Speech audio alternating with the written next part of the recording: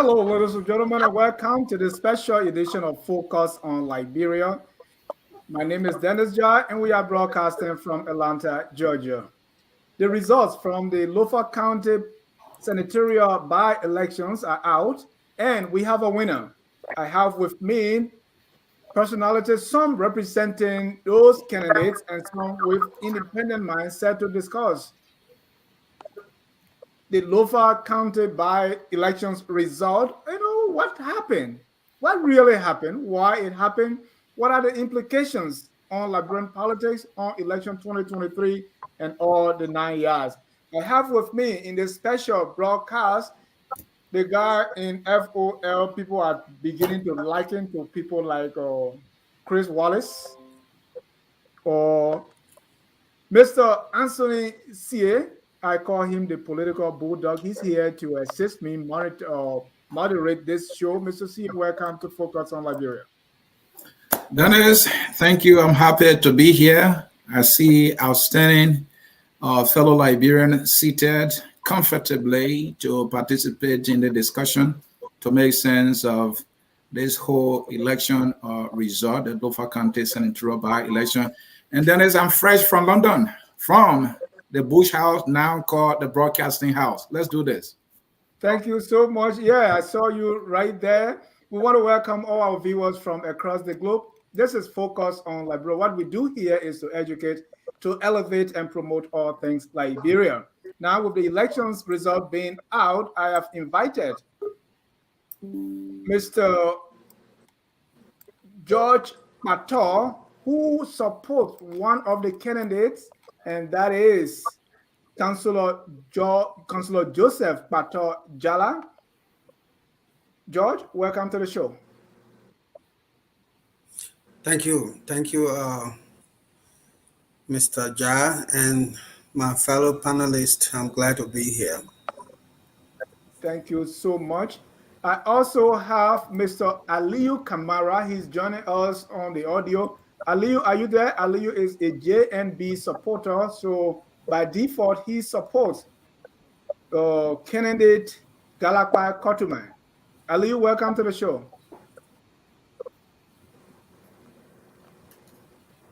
Aliyu, can you hear me? All right, Aliyu seems to have some challenges there. I also want to welcome Mr. Al Hussein Fadiga. Al is Alexander B. Cummings supporter. I don't believe he has a candidate in this race, but it looks like Mr. Cummings and his team sat out this election. Al, welcome to the show. Oh, thank you. All right. Al will be telling us first and foremost why he did not support anyone in the elections, and we're going to go from there. Last and definitely not the least is FOL Governance and Planning Consultant, soon to be Dr. Ahmed Salif. Mr. Salif, welcome to the show. Thank you, Dennis. Happy to be here. Let's see what these guys have for us. Let's go for it.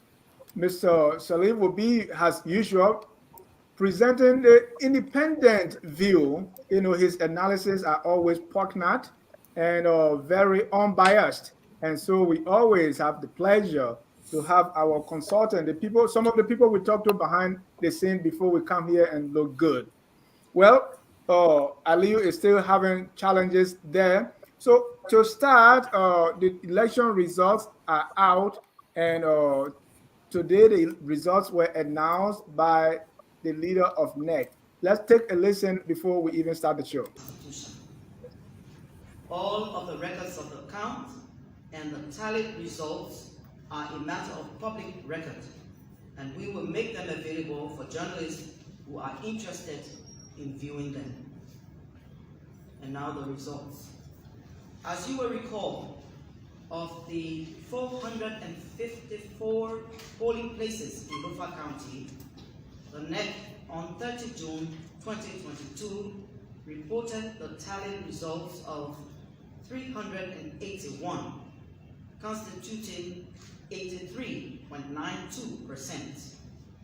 We are pleased to announce that since yesterday's conference, the tally team has tallied the results from the remaining 73 polling places. thus constituting 100%. So I will now read the results.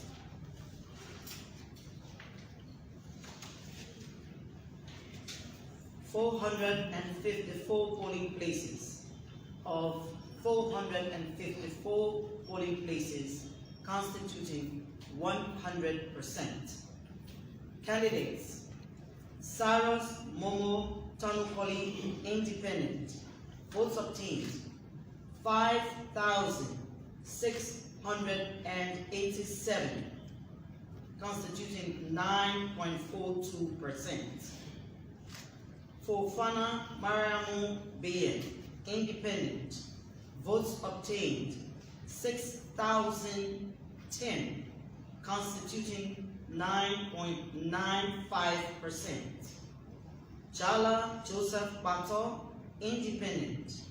Votes obtained 22,019, constituting 36.46%.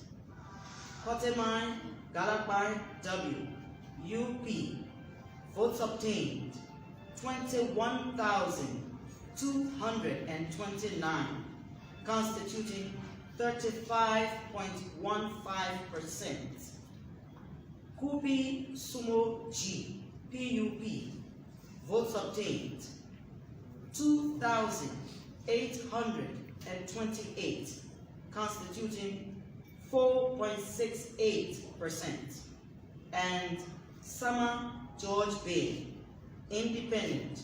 Votes obtained 2,621, constituting 4.34%.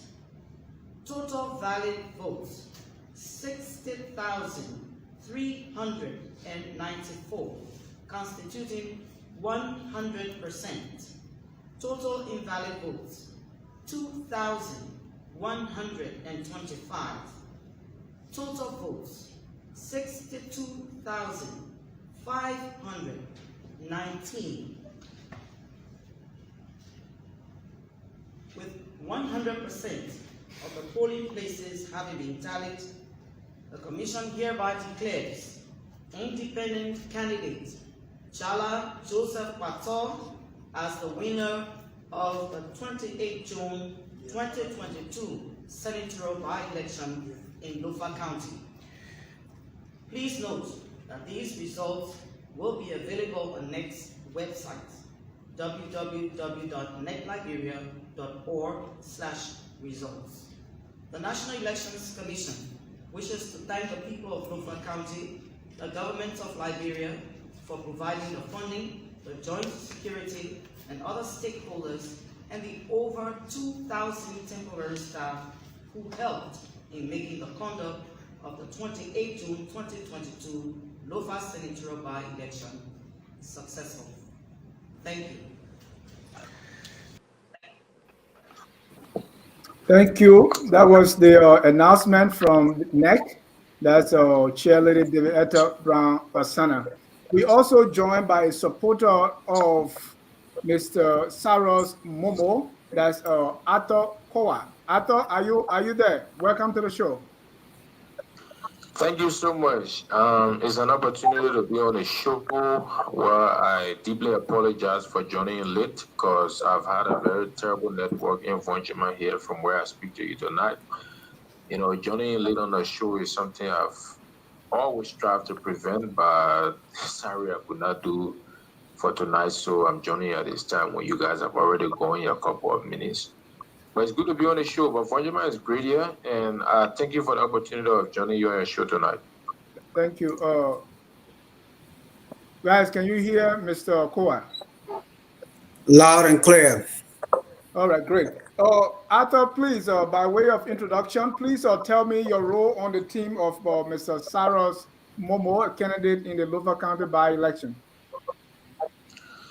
Well, so I was the public relations officer and media engagement strategist for Honorable Momo Tanukoli Cyrus in the 2022 by-election, responsible principally for advising the candidate on his, media engagements as well as his interactions with the public, covering broad spectrum of different things that had to do with the public sphere. So basically, I was the PRO and the media engagement strategist for Honorable Momo Tanokoli SARS. Thank you so much. So at this time, we're going to go around the room. You heard the results being announced by Madame Deviata Brown Lasana. Let me start with Mr. George H.W. Patel, who supports the winning candidate. And George, again, what's your reaction? Mr. Jalla, or Councillor Joseph Patel Jalla, has won. And what's your reaction to the results? I want to thank the people of Lofa County for saying in Councillor Jalla what he has or desire to offer the people of Lofa County. They know him very well. It has just been a matter of God-appointed time. It is not a question of not being available, not being qualified, or not being suitable. So again, first, I thank God, thanks for the opportunity, and I thank the people of Lofa County that they can finally decide in the way they have exercised it through votes to give me the opportunity to bring to the table what the people of Lofa County so much deserve. Thank you so much. Let me go to Mr. Arthur Koa, who supports Mr. Momo Cyrus, or Cyrus Momo. Arthur, what's your reaction to the results? Well, democracy, the Sieh is the government of for and by the people, and so as a team that was striving to provide leadership to Lofa County, ours was to deliver a message that hinged on the kind of leadership we intended to provide. A leadership of credibility, of integrity, a leadership rooted in a track record of investments in human capital development in the county, that will see a lot of young people moving forward, market women being empowered, our disabled community being heavily impacted. So yes, we did ours, but then the people had the decision to make. They are in our form of democracy, in our form of politics, to decide whether or not they agree with the platform we share. So, I mean, we did our best, but yet they went on to choose the person they think appealed to them most. So, generally, I mean, we can say that we respect the decision of the people of the county, of the people of Lofa for the decision they made. We hope that some other time, we can be able to get them to give us their backing, because you can have all of the best of the plans. If you don't get their support, obviously those plans cannot materialize. I mean, as in respect to delivering at the level of the legislature. So we respect that decision. I mean, we honor it. We have since congratulated the winner, as well as thanked all of those who participated in the electoral process, especially so that they comported themselves generally good and peaceful. And so yes, we respect the decision from the June 28th post, Mr. Dennis. Thank you so much. Thank you again to our viewers. Arthur is joining us from Bonjaman, that's in Lofa County. Thank you so much for joining. Let me go to Mr. R. Hussein UJ Fadiga. He supports Mr. Alexander Benedict Cummings. And in the elections in Lofa County, I did not see the ANC or Mr. Cummings support aside. Mr. Fadiga, what's your reaction to the results being announced today? Well, it's not surprising to some of us that have been very Your volume is kind of low. Can you pump it up? Can you hear me now? I can hear you, but the volume doesn't have the Fadiga swag on it. Energy. Is there where I can increase my volume on my iPad? Hold on 1 second, okay? Let me increase the volume on here. These technology. Hold on 1 second, okay? I don't know where the volume is. Hold on 1 second. Do you see volume? Oh, All right, go ahead. We'll manage, but hold on 1 second, okay? Hold on 1 second. again, ladies and gentlemen, if you are just joining us, this is focused on Liberia. Let me go to Mr. Aliyu Samba Kamara. Aliyu is joining us from Philadelphia, and he is a JNB supporter and support Mr. Galapa Kotuma. Aliyu, welcome to the show. What's your reaction to the result? Thank you, Dennis. Thank you ever so much. Thanks, Ansony. Thanks to the entire team focused on Liberia. And I am happy to be on here with all of these great and wonderful people. Hey, Salif, how you doing? Listen, first of all, let me say thanks to the people of Lofa County for a job well done.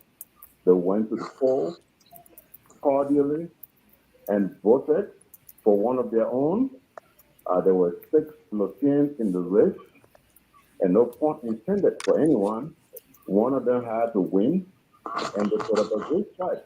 What do I think about the result? The result must be accepted. I think the result is free and fair. Whatever may have happened is not sufficient to change anything. I want to say congratulations to Jalla, and I also want to say congratulations to Scotland for a job well done. So how do I feel about it? I feel really good about it. There was no guy there was no Sapo guy who just left from Sapo town and went to Lofa country and won. It was a Lothian versus Lothian, and one had to win and one won. That's how I feel about it. Thank you. Okay, let me go back to Mr.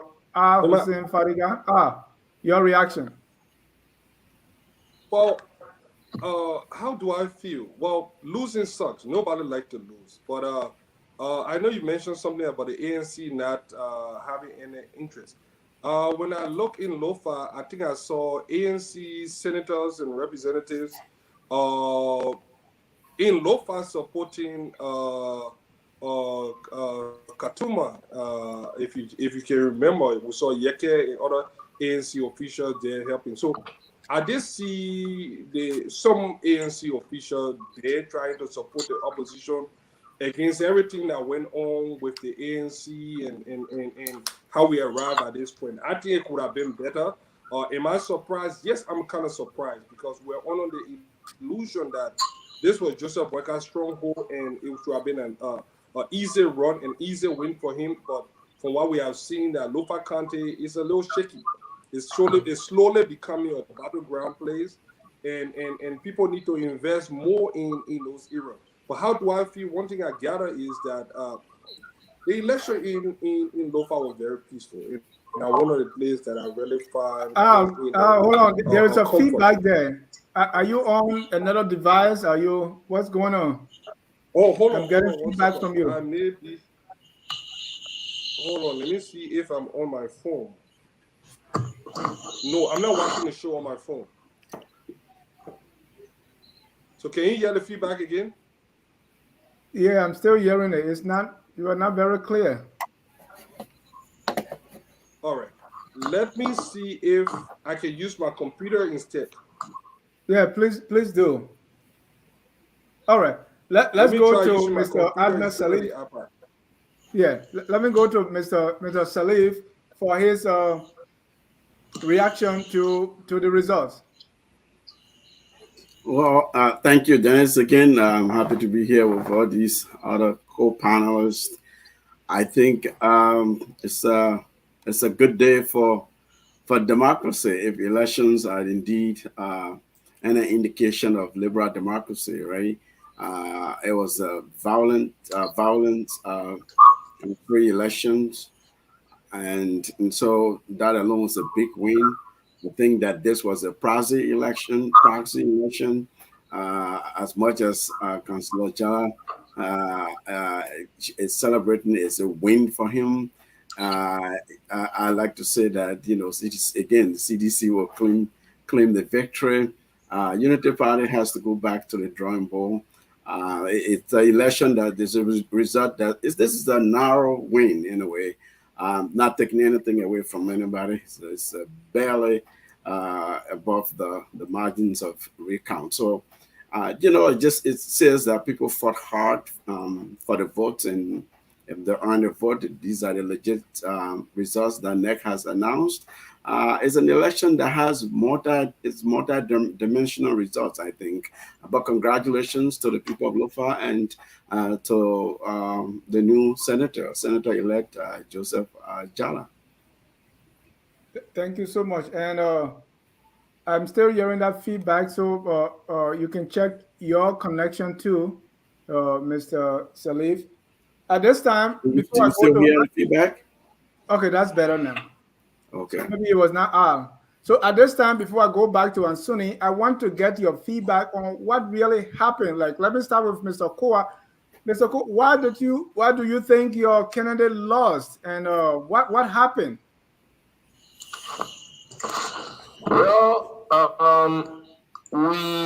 from my perspective, as a movement, we were fighting against a system in Lofa County, a system that has had, you know, geopolitical, you know, I mean, significance, taking preeminence over the core questions of leadership, of integrity.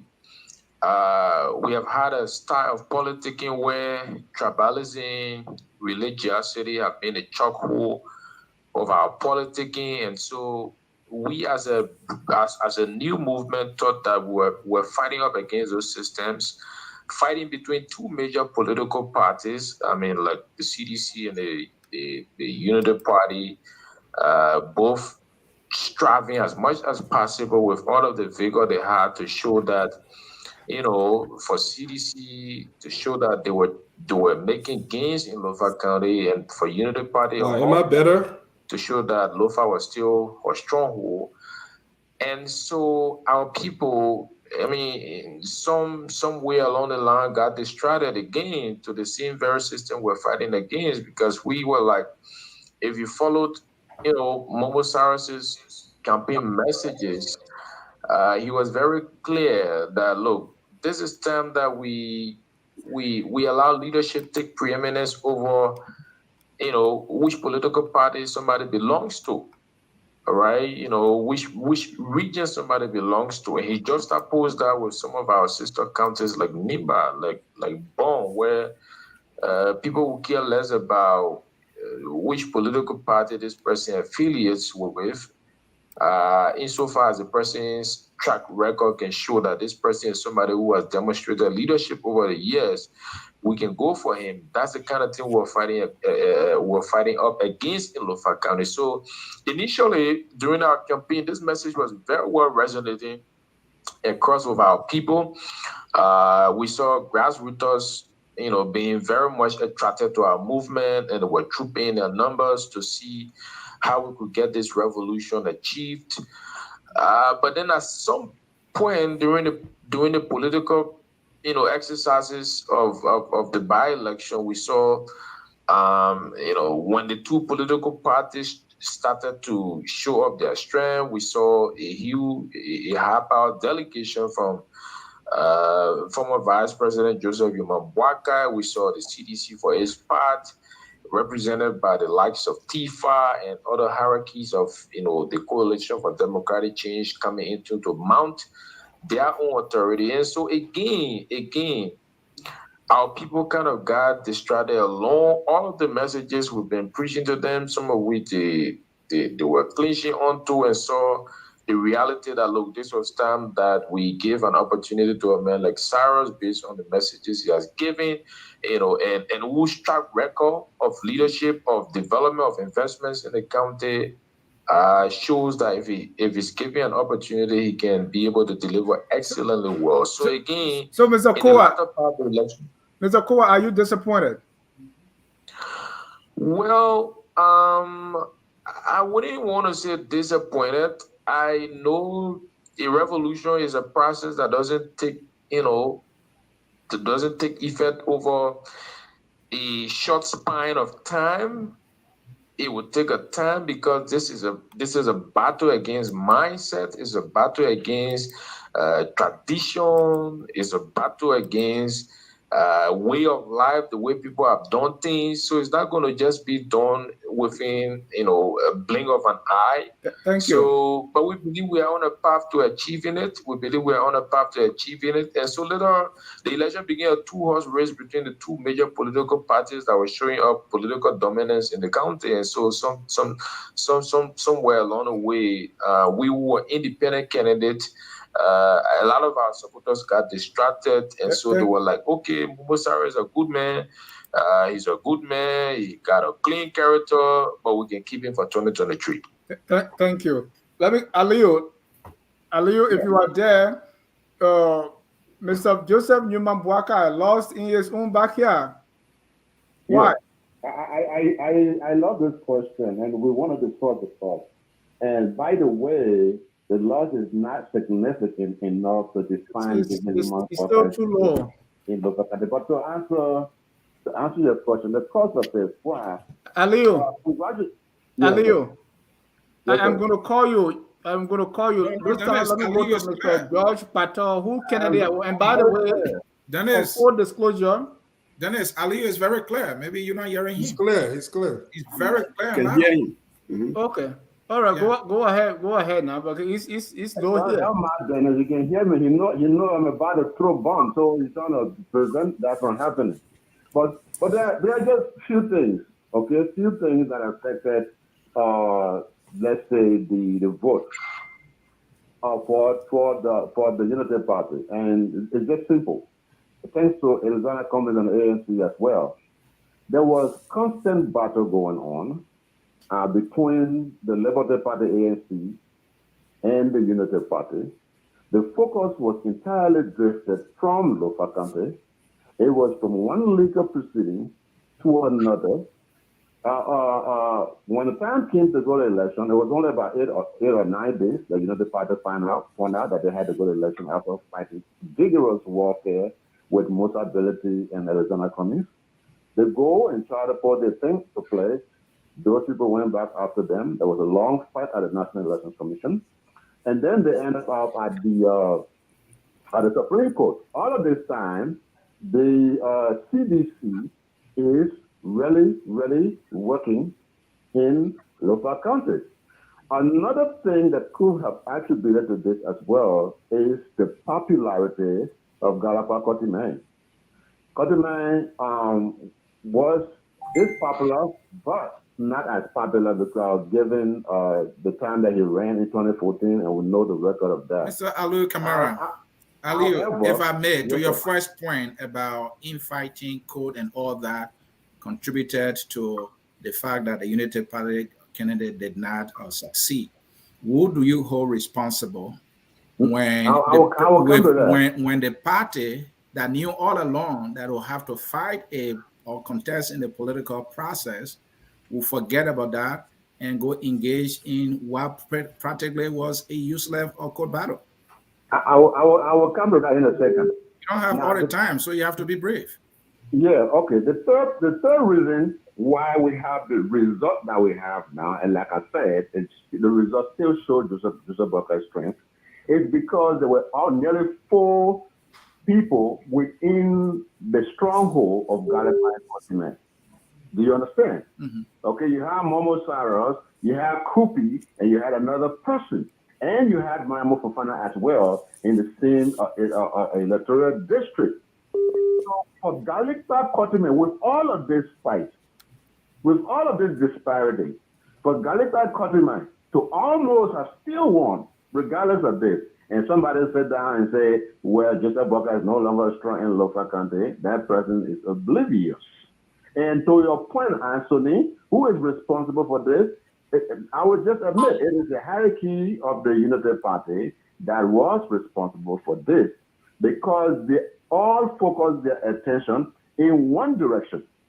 which was multi-ballot distraction, multi-ballot Arizona Community distraction. They did not break the team into parts, so that one group can focus on local. Ali, I take serious exception to that. I take serious exception to that because the Unity Party side, you've got a Unity Party and Ben and I were represented by the government. The government were actually doing their work. So they should have taken that time and focused in Lofa County to be campaigning. But they were just sitting down. This is what they did. The Unity Party. Say again? That's why I said I blame the hierarchy of the Unity Party. And would that include Joseph Walker? Listen to me. A lot of the time, the antagonist here, or the person everyone focuses on, is Joseph Boakai. And you must understand that Joseph Boakai is within an institution. Joseph Boakai does not have individual power within the Unity Party. Whatever goes wrong in the Unity Party. We're talking about political influence from a big name here. We're talking about political influence from a big name, raising the hand of a candidate, just as he did for Samuka. This is what we're trying to get rid of. We're trying to establish institutions here instead of individuals. We cannot organize political parties to surround individuals. So finally, Ali, what will you say to the Unity Party? Should accept the result and move forward, or what? But that is the only option. There is nothing significant here that the Unity Party that could cause this particular election result to turn over in favor of the Unity Party. That's not significant. You think about this. You have the entire CDC and George Weah and the National Caucus for several months when the Unity Party were fighting in court. And they were still only able to defeat the Unity Party by 600-700 votes. Who can sit in their right mind and say Joseph Boakai is not strong in Lofa? That wasn't their problem. All right, Alio, thank you. Hold on, Mr. Sieh. We'll come back to Alio. Let me go to let's get the first round so that Alio will stop giving these excuses. All right, let me go to Mr. Patel. Your candidate has won. He has been trying since 2014. At one point, he went as at one point he went as ADC.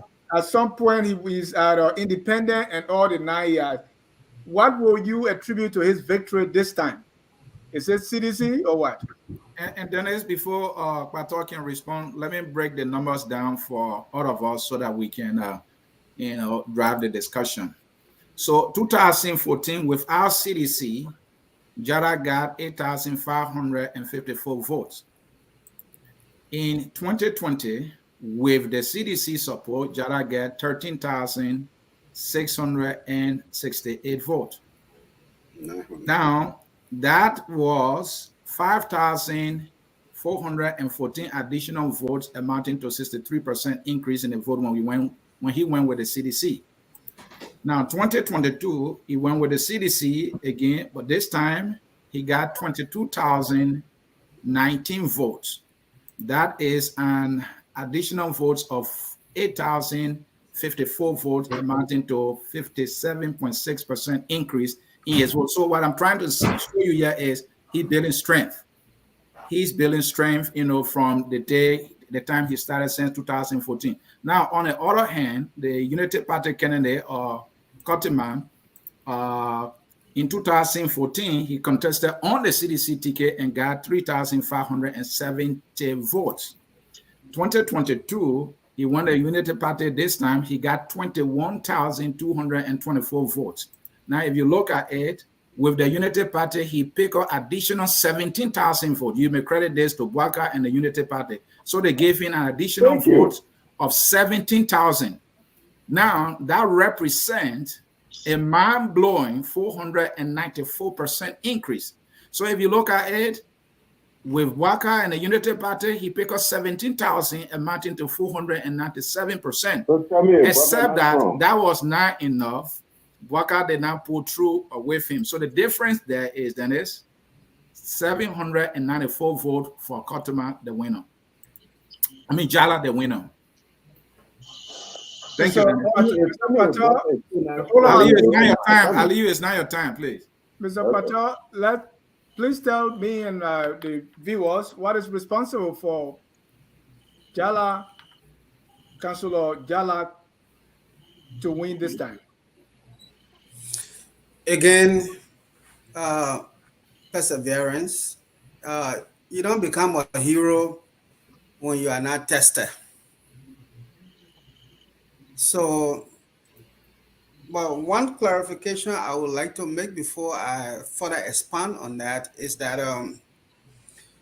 Councilor Jara ran 2011. That was the first time he ever contested. Okay. The second time he got into this fight was 2014. The third time was 2020. And since 2020 became a ground zero, we were back subsequently in 2022.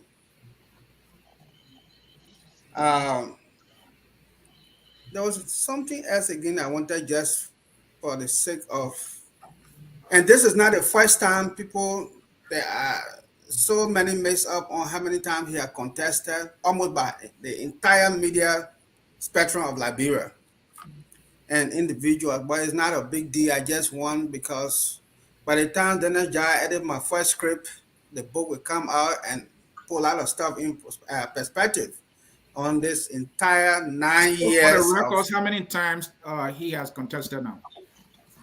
Yeah, I would say, and just given the logic of it all, this would be the third or fourth times. No, you can't have Because third if or you fourth went time. to, You Yes, can't have but- third or fourth. It has to be 5 one. times.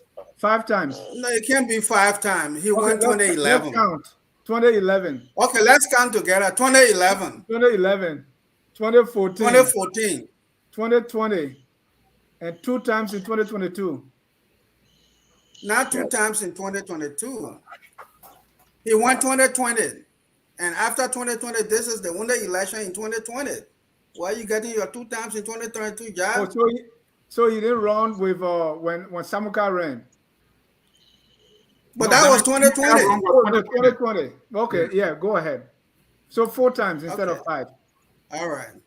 So 4 times. Thank you. And that is one aspect of the clarification.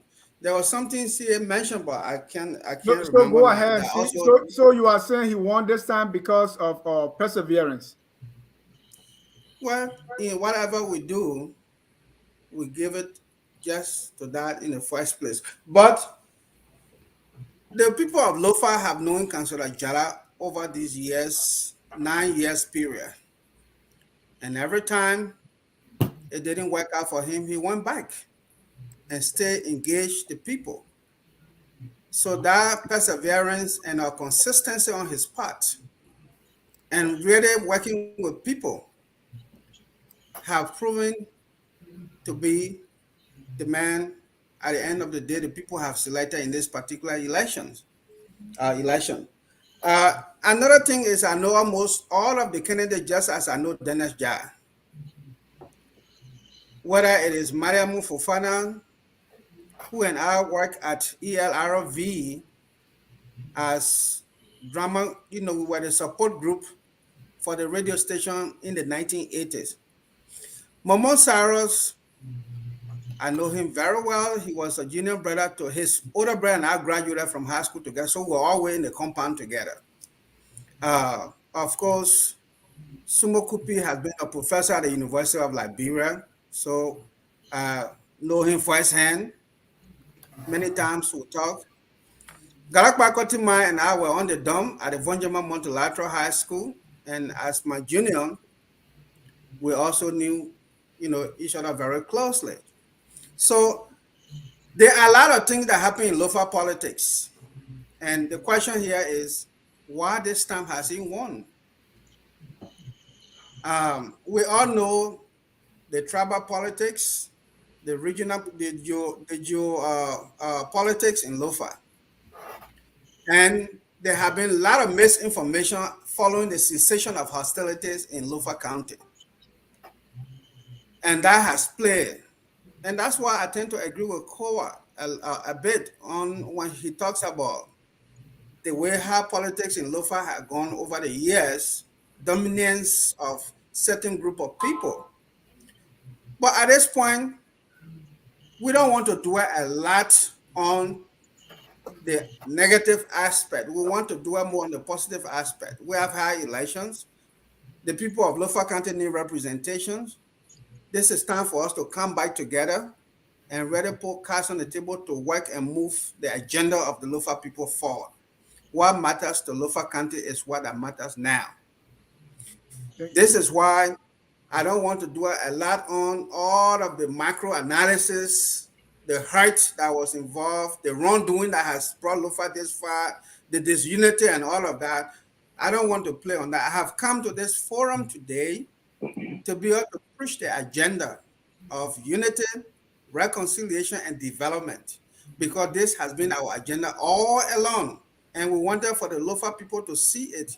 Now that victory has come, it's time to govern.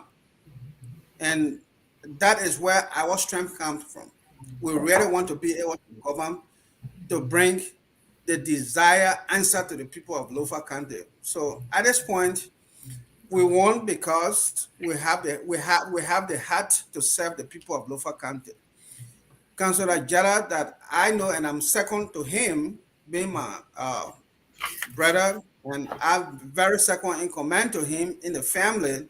I've always told him, Lofa is a traditional county. You have to make sure, and this is why you see in all of his activities, tradition is always at the center. He is, when it comes to religious tolerance, he's there with his people. When it comes to tradition, he's there with his people.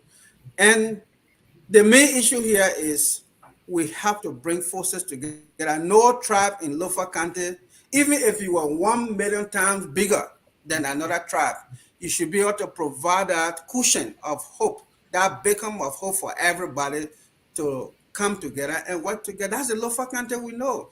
Just imagine a fellow. Mr. Patel, before you end, okay, go ahead. And that thought, I have a question quickly before I go to UJ. Okay, here we are. You look at Foya. Who is Foya immediate neighbor? Kolaham. Who is Vonjama immediate neighbor? Kolaham. There is no way you can negate intermarriages and the interactions over the years. We grew up in Vonjama. For me, I live in all of the districts in Lofa County at the time when they were clans. And whether I was farming, whether I was cutting palmland, whether I was playing music, we interacted. Nobody looked down upon any other person. I lived and went to school in Vonjama. All these guys, we all interacted. Why now this unity in Lofa is what that got to me, and it was my motivation in this fight, because I didn't want to go to my grave to leave Lofa disunited. George, the Daily Observer reported that there are some discrepancy or some things in the numbers that were not correct. Let me put that on the screen. In 2 polling places, you have the name Joseph Pato Jalla appearing 3 times. What's happening here? Mm-hmm. Oh, I will never deal with that questions, and Dennis Jai. The reason is simple. I did not come here to deal with number or accusation. I don't work for the Elections Commission. So I hate to leave you disappointed, but that will not be my place to comment on numbers and what is happening in the Elections Commission. There's no elections that you will not have. I think that is fair enough, but may I ask this question? I've listened to you very carefully. You emphasize tradition. You told your brother this is a traditional society, so stick with the tradition. Are you suggesting that he won this thing because he's been practicing the tradition, respecting the elders, and kept going and going, and it was now more about what he is bringing to the table? This election thing has come to a tradition now. We're not looking at people abilities and to deliver. See, you are a great scholar and intellectual. I know you. I do a lot of background research on people. Why beg the question? You talk about qualification, suitability, and ability to deliver. Uh, that's Councillor Jalla's middle name. You know, Okay. we're not trying to dwell on those things, but for the sake of our audience, he has the ability, capability to deliver. He has demonstrated that so many times. For someone who takes his salary, for someone who makes his brothers in America to take their money and send it to him to engage in developmental initiative over the years for a period of 9 months. I mean, what else will you need to know about Councillor Jalla? Bridges, uh, financial aid, sending people abroad to do PhD, master program, through negotiations. So that would not be the issue, you know? I just want this to be a humble moment for all of us who are his family members and to be able to really respect the people of Lofa County because tradition is one of the things you must bring to the table in Lofa County. But you see, tradition is always a two-way street in Lofa, if not anywhere else. This is why even when you sit in the square of the town, whether the Muslim slaughter sheep or the hunter bring elephant in town, there are certain parts the elder must not eat. And there are certain portions the youth must not eat. When you decide to violate all of that, you create problems. So we have a very keen understanding of the tradition that we're talking Did, about did, today. My youth, did anyone violate those during the election? The tradition you are referencing. Do you see I know where anyone you who are ate heading. all the part of the meat? I know where you are heading with that, Dennis. Yeah, you know, I know you're like I told one He's, guy, I he's know not your the only authorship. traditional So once I son. see your He's not the question only coming, I go, where traditional you taking son. me? He's not the only Huh? traditional son. You know, I say your brother is not the only traditional son, or was not the only traditional son in the race. You know, Oh yes, everybody granted. that is all But, Yeah, located. but what he's saying is there were other people who violated the traditions, who ate all parts of no, the no, meat no, because there's no. a cow reserved for the I, hunter. I listen to Is that what you I are listen to implying? this a lot in Lofa County, and most of those. You see, there are three dimensions to this issue in Lofa County or in Liberia as a whole. From the day I sat under the voice of Abba Pot, there are a lot of things I have learned about Liberians up to this point. So, for instance, Dennis Jar is under good when he agrees with Agman. Dennis Jar is bad off politically because he has learned or he has gone to say hello to CDC, and everything about CDC is bad. It is this kind of political mentality we have in Liberia that is also holding us down. You cannot tell me that it was wrong yesterday to do this, and when today somebody else is doing it, then it becomes correct. All right, thank you. And that's why it is. I I've been part of the Kisi, I've been part of the Loma, and I'm a bandit. Thank you, brother. So Thank please you. just take that into consideration. I have put a lot of time into this. As long as I have lived, I have followed up on these traditional beliefs and practices. Thank you. And let me come to you, UJ Fadiga. I thought you guys have forgotten me. There was this narrative, Oh, Fadiga. There was this narrative that it was numerically impossible for Jalla to win. But if you look at the history of the results, since he's been participating, 99% of the time he came second place. And historically speaking, in our electoral politics, people who usually come second place, sometimes the third time they win. But others have made the narrative that it was numerically impossible. Their reason because JMB was there. What do you make of that narrative? Well, we all have been fighting against that narrative. I think the Unity Party has been a cancer within the opposition. And I see this defeat as a blessing in disguise for the opposition. I think until they are put under control, until the ego are is deflected, I think it will be hard to have an opposition unity. And the second thing that this thing show is that there is strength in unity. I hear the Boyka guy, I've forgotten his name. Sorry if I've forgotten your name. say that those different, I don't know who said it, but those different power broker came, the CDC. This guy Jalla ran as an independent. The CDC tried to rub off on him, but hey, if I'm running and somebody bringing me vote and bringing me finances, I would not reject it. I would take it. So he benefited for it. But one thing, I don't know the man, but one thing that I respect him for is the fact that he even had the inclination to run as an independent. But how did we get here? The first thing is, in my opinion, and I've said this on the show before, and I said it before when it even started with that frivolous lawsuit against Mr. Cummings.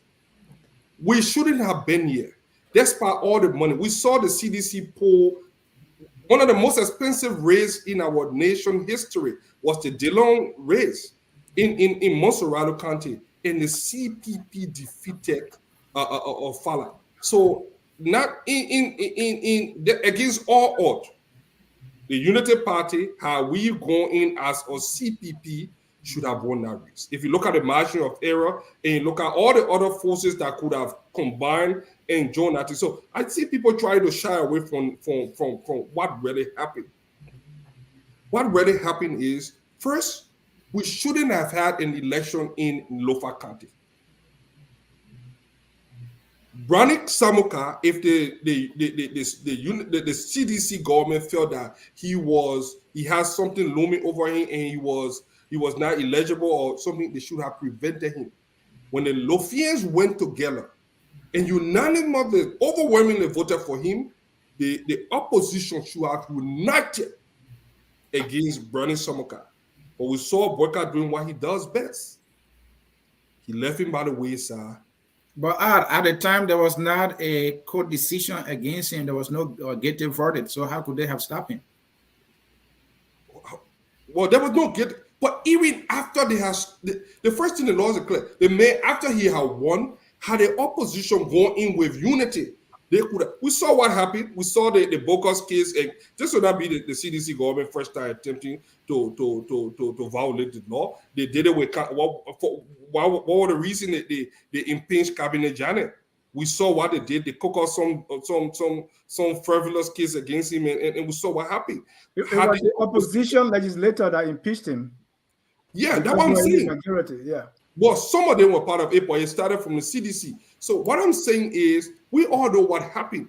Had the opposition come together to fight for Branik Samuka as the CPP, instead of going in a kangaroo court and parading with Serena Cephas and going around on Bocas. I came on the show, I told you guys several times, there were no tampering with documents, there was nothing happening. And in fact, the good, the bad outweigh the good. So they should have, elder in the room saw reason to unite and keep the union. Here's the thing. Let me finish this point. Yeah. Other than that, they former, so just in the time they were prosecuting Mr. Cummings, the government, Joshua is clever. We may be underestimate the strategy. They slap another something against Mr. Samuka. But then the Unity Party seemed and the ALP seemed to already be working with the government. So their hands were tied. They couldn't do anything. So we are here. But how did we get here? Let me just get this point. Worker have always cried about the numbers. And for some of us, even when you look at the 2017 election, yeah, he did well. But the numbers is not something that is just stagnant, that is just sitting there for you. You have to apply some effort. You do not just sit in your living room and have this entitlement mentality and then go overnight to Lofa County and say, vote for me because I'm just a human worker. If you listen to what Brother George just said, Mr. Jalla did not just sit down. When they beat him, he kept fighting. Every time they beat him, he kept fighting. That showed, look, the people are not stupid. I like the new phrase that is going around. We're not stupid here. The Lofians are not stupid. Here's my question. Educated people in Liberia. Here's my question. Mr. Cummings Mr. Cummings did not openly endorse anyone or support Jalla, right? Or Cottonman. So ANC representative one day. No, I'm talking about Mr. Cummings. I'm talking about you also. If Mr. Cummings have openly supported Cottonman, if they have cared about the opposition victory, regardless, okay, the countrymen would have still won but it looked like ANC was paying back what happened to them in the court. No, So I don't think it was a upside. payback. I don't think it was a payback. What I saw transpired in Lofa County, how could he? I mean, these guys were very vicious. We saw when they unleashed Costa and other people try to tarnish a good man reputation. How he now had the finances to organize, initiate that Blair report. So in Lofa, it's better for the CDC to win than for the opposition. Is that what I'm hearing? Well, the last time I checked, this man ran as an independent candidate, and the CDC tried to ride on him. Let's not make this thing. This is still a loss for the CDC. What I see, I see this as a good thing because, like I said earlier, the Unity Party. We saw him wearing the CDC barrel. Now you say it's a loss for CDC. What? We saw him now wearing the CDC barrel, and you think it's a loss for CDC? Well, I still see this as a loss for the CDC, and yeah, this is where I'm coming from, because the opposition. Look, like I said, the Unity Party has been a cancer within the opposition. For the opposition to defeat George Weah, Joseph Boyka Unity Party must be put under control. They had this inflated ego when it came to any negotiation. But Mr. Cummings, you have just buried the differences and support Cottiman. Well, you have to be subdued by something. In this situation, I see it as a win for the opposition because now nobody can go around screaming that we got a number anymore. Well, if that was the case, the court case have subdued Cummings, so let him start smoking the peace pipe. Right. Well, we are there right now. After all the dust is settled and we go back to our various places and we continue to poke fun out of them and crack jokes here and there, the serious part will come because what is at stake in 2023 is more important than everything that is going on. And people are now seeing that the tone-deaf CDC is coming to the realization. Yesterday, I listened to my good friend George Lobo saying that, oh, you know what? If Cummings comes second to George Weah, I will support him. And, but the ANC people will not do it. When those guys, few years ago, they vehemently told me that they would never support Cummings no matter what. Thank you, For George Lobo, he has been on record on that statement you just said. He has been on record on that. No, but no, it has been the Unity Party mantra that they would never support Cummings no matter what. But now, once they have subdued and we come back to where common sense will reign, then people now will go in with an open mind. Not that this person on top, the negotiation will be fair enough and more rational and more, and people will start fighting because this whole thing about numbers have been disproven that nobody has the number. The number is not something that is stagnant, that just sitting there waiting for worker. You have to apply something. You have to show the people that you are working for them. And I think Mr. Jalla did it, and we saw the result. So you can just sit down and become a complicit and think that the people of Lofa County will just vote for you. No. What we saw out there were people that work hard and got results. Thank you. Mr. Salif, how do you see this? I know you listen to a lot of the speakers. Yes, I've listened to a lot of the speakers. You know, people speak from their own perspectives and context. But I agree to a certain and we did do this analysis yesterday, Ansony, on Tough Talking Thursday, and some of what we've heard here. You know, there's a saying in politics: if you want to be president, you have to want to be president. If you want to be senator, you have to want to be senator. If you want to win, you have to want to win. What does that mean? Political campaigning, politicking is about strategy. It's about understanding the electorate. In this case, it's a senatorial by-elections, a segment of the country that we're looking at. We almost certainly know the sort of political dynamics in terms of some of what Mr. Patrick was talking about, the tribal politics, the regional dynamics, and how Lofa is organized, right? So yeah, if you really wanted to win, you wanted to fuel a candidate, you have to have started working a long time ago. You have to have fueled a candidate that could win, a candidate that you thought was a candidate that was electable. You don't just pick anyone. And I'm not saying, the candidates that various parties and individuals supported were anyone. But the larger point I'm making is look at the candidate's history, look at their character. That's why in America they do criminal and other background checks, right? If somebody had served the county as a superintendent, what was their record? If somebody ran 4 times or 5 times, why didn't they win?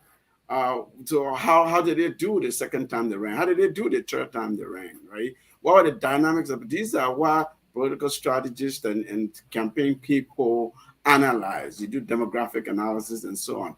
But I've said all along that this election in Lofa, this particular by-election, is about is a process. It was a process election. It's about 2023, and it's about CDC and Unity Party. It's also about the CPP and Unity Party. And so if the opposition side, whether it's the ANC Cummings, whether it's Unity Party Wakai, or the other garden variety of parties in the opposition bloc, if they want to win, if they want somebody to come from that community to be the next president of Liberia, they have to want it. And from all indications, we see that CDC wants to be re-elected, and therefore CDC is doing what any incumbent, anyone who wants to be re-elected is doing. Whether it's clean politics, dirty politics, is financial violence, or whatever you may call it. That's what they're doing. They didn't take the risk to field a candidate, because if that candidate was fielded and defeated, of course, we would have been saying, look at CDC. They can't even pull anything up in Lofa, despite all the efforts Thomas Fowler and others have put in Lofa, right? So what did they do? They tried to ride on the bandwagon of Councillor Jalla, who has been working for how many, 10 years, 9 years. The man has name recognition. The man, if he didn't have the money, yesterday I said it here, it was the war chest that CDC gave him, pushed him over the edge. This is just the margin, like barely 1 point something zero margin of victory we're talking about here, right? But still, I will end with this. Bakai's Unity Party struggle in their own stronghold. That shouldn't happen. If you claim that this is our ground, you can't come here, that shouldn't happen. And so I think it should send them thinking, it should send the opposition bloc thinking. We're waiting to see what dynamic unfolds. But elections are over. Councillor Jalla move on and govern and work with the Lofa caucus, and let's see what he has been fighting for all these years, what he has in stock for the people. And Amen, if you can close with in few seconds, based on your following of things in the Lofa County by-election that ended, who was the favorite to win? Looking at all the variables between Jalla and Kotoma, do you think who was the favorite to win? It was 50-50 between Jalla and Kotoma, I have to tell you. And nobody could even predict. Because look, if let's say playing field, everything taken together. Jalla was this consistent second time player or second placer. Honestly, you think you're giving him 50 over Kotoma? Yeah, Kotoma was competitive. Giving, because listen now, look at the dynamics of Lofa, upper Lofa and lower Lofa. Mr. Quadro is from Lofa. He knows better than I do. Look at the I read the numbers to you every year. They contested. Agree. Jalla got more numbers than Kotoma. Look, Ansony, there was one thing. He was the favorite. Don't you see it that way? Jalla was a favorite in terms of the lower Lofa factor, the Bandi vote factor, and some of the other tribal dynamics the Quadro has spoken to.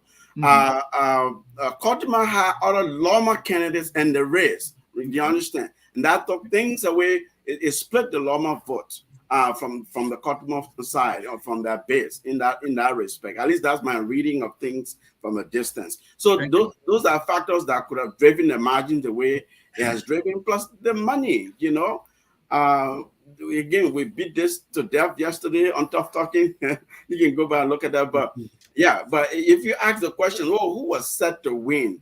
Nobody, not even the candidates themselves, at a certain point, will say, I'm 100% confident I'm going to win this thing because I have the number. It was really... Mr. Salif, yeah. Mr. Two things I want you to speak to quickly before we go to the next is Mr. Cummings in 2017 second round did not endorse any candidate, and that did not augur well for him and the ANC.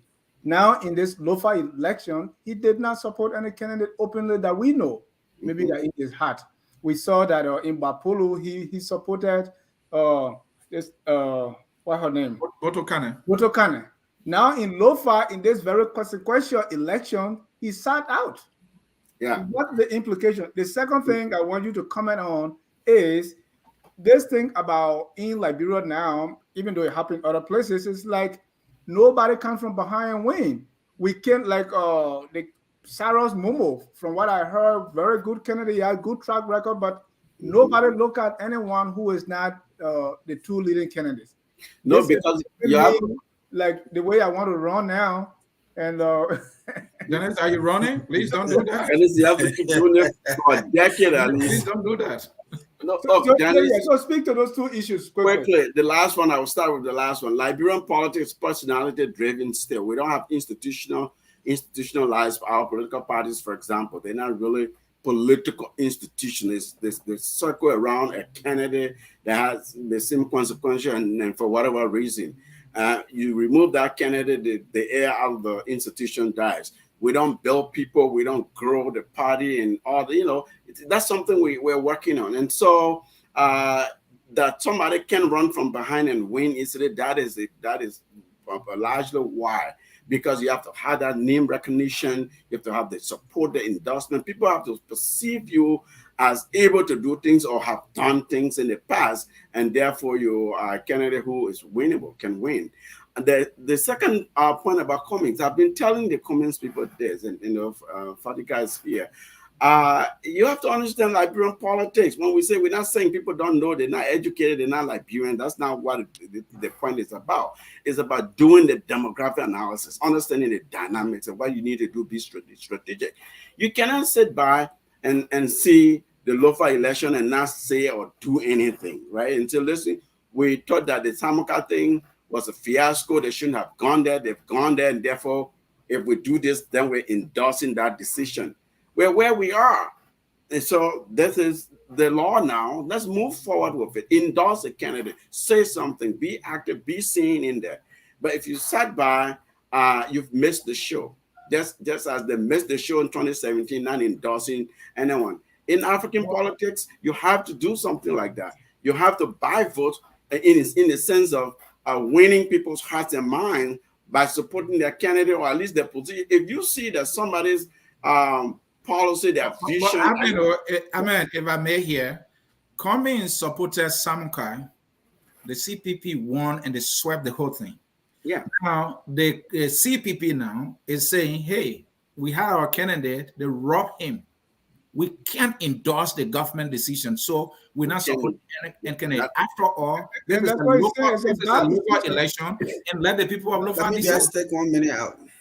That is their position. It makes logical sense. However, politically, that's not a political position. I'm saying they took a legal position. They said, listen, this thing, I was a bogus kid. Don't you think by default they supported the Unity Party candidate? Because we saw Bocha Sebe, he went a campaign for the Unity Party candidate. We saw Yeke Kova, who is a member of there were individual. The ANC did not stop these officials from going there to campaign. Agree.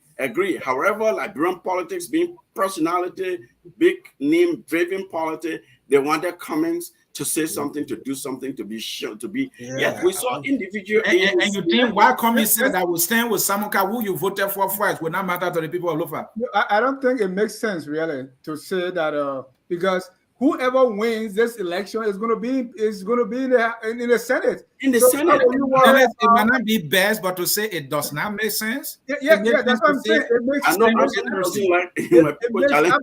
no sense. Because there got to be a senator.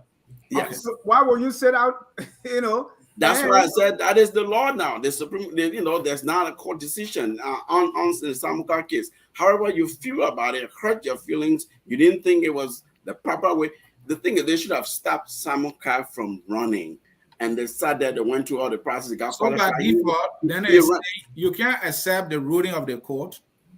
And then you decide to say, well, I'm against it at the same time. It doesn't hold. It doesn't hold. You can sit out on it. So I thought it was It was a I think the question is very important, and I wanted to just lay a little bit on it Each of you will we have your switch turn, to right? before we switch Each of you gear. will have your turn. Then let them forget Aliu. He's here. We'll start with Fadiga first, and then we'll go to you before. No, Fadiga just spoke. We got to get to Aliu. No, I haven't said anything. It was just the basis of this question.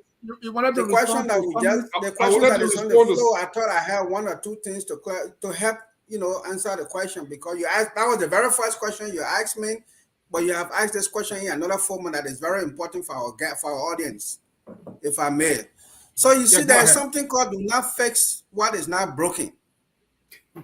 When the CPP was together, there was nothing broken. They were moving smoothly. Yeah. I didn't want to provide a consultancy on this issue because my goal now is to just move forward. But because this is so tempting, I want to come back a little bit.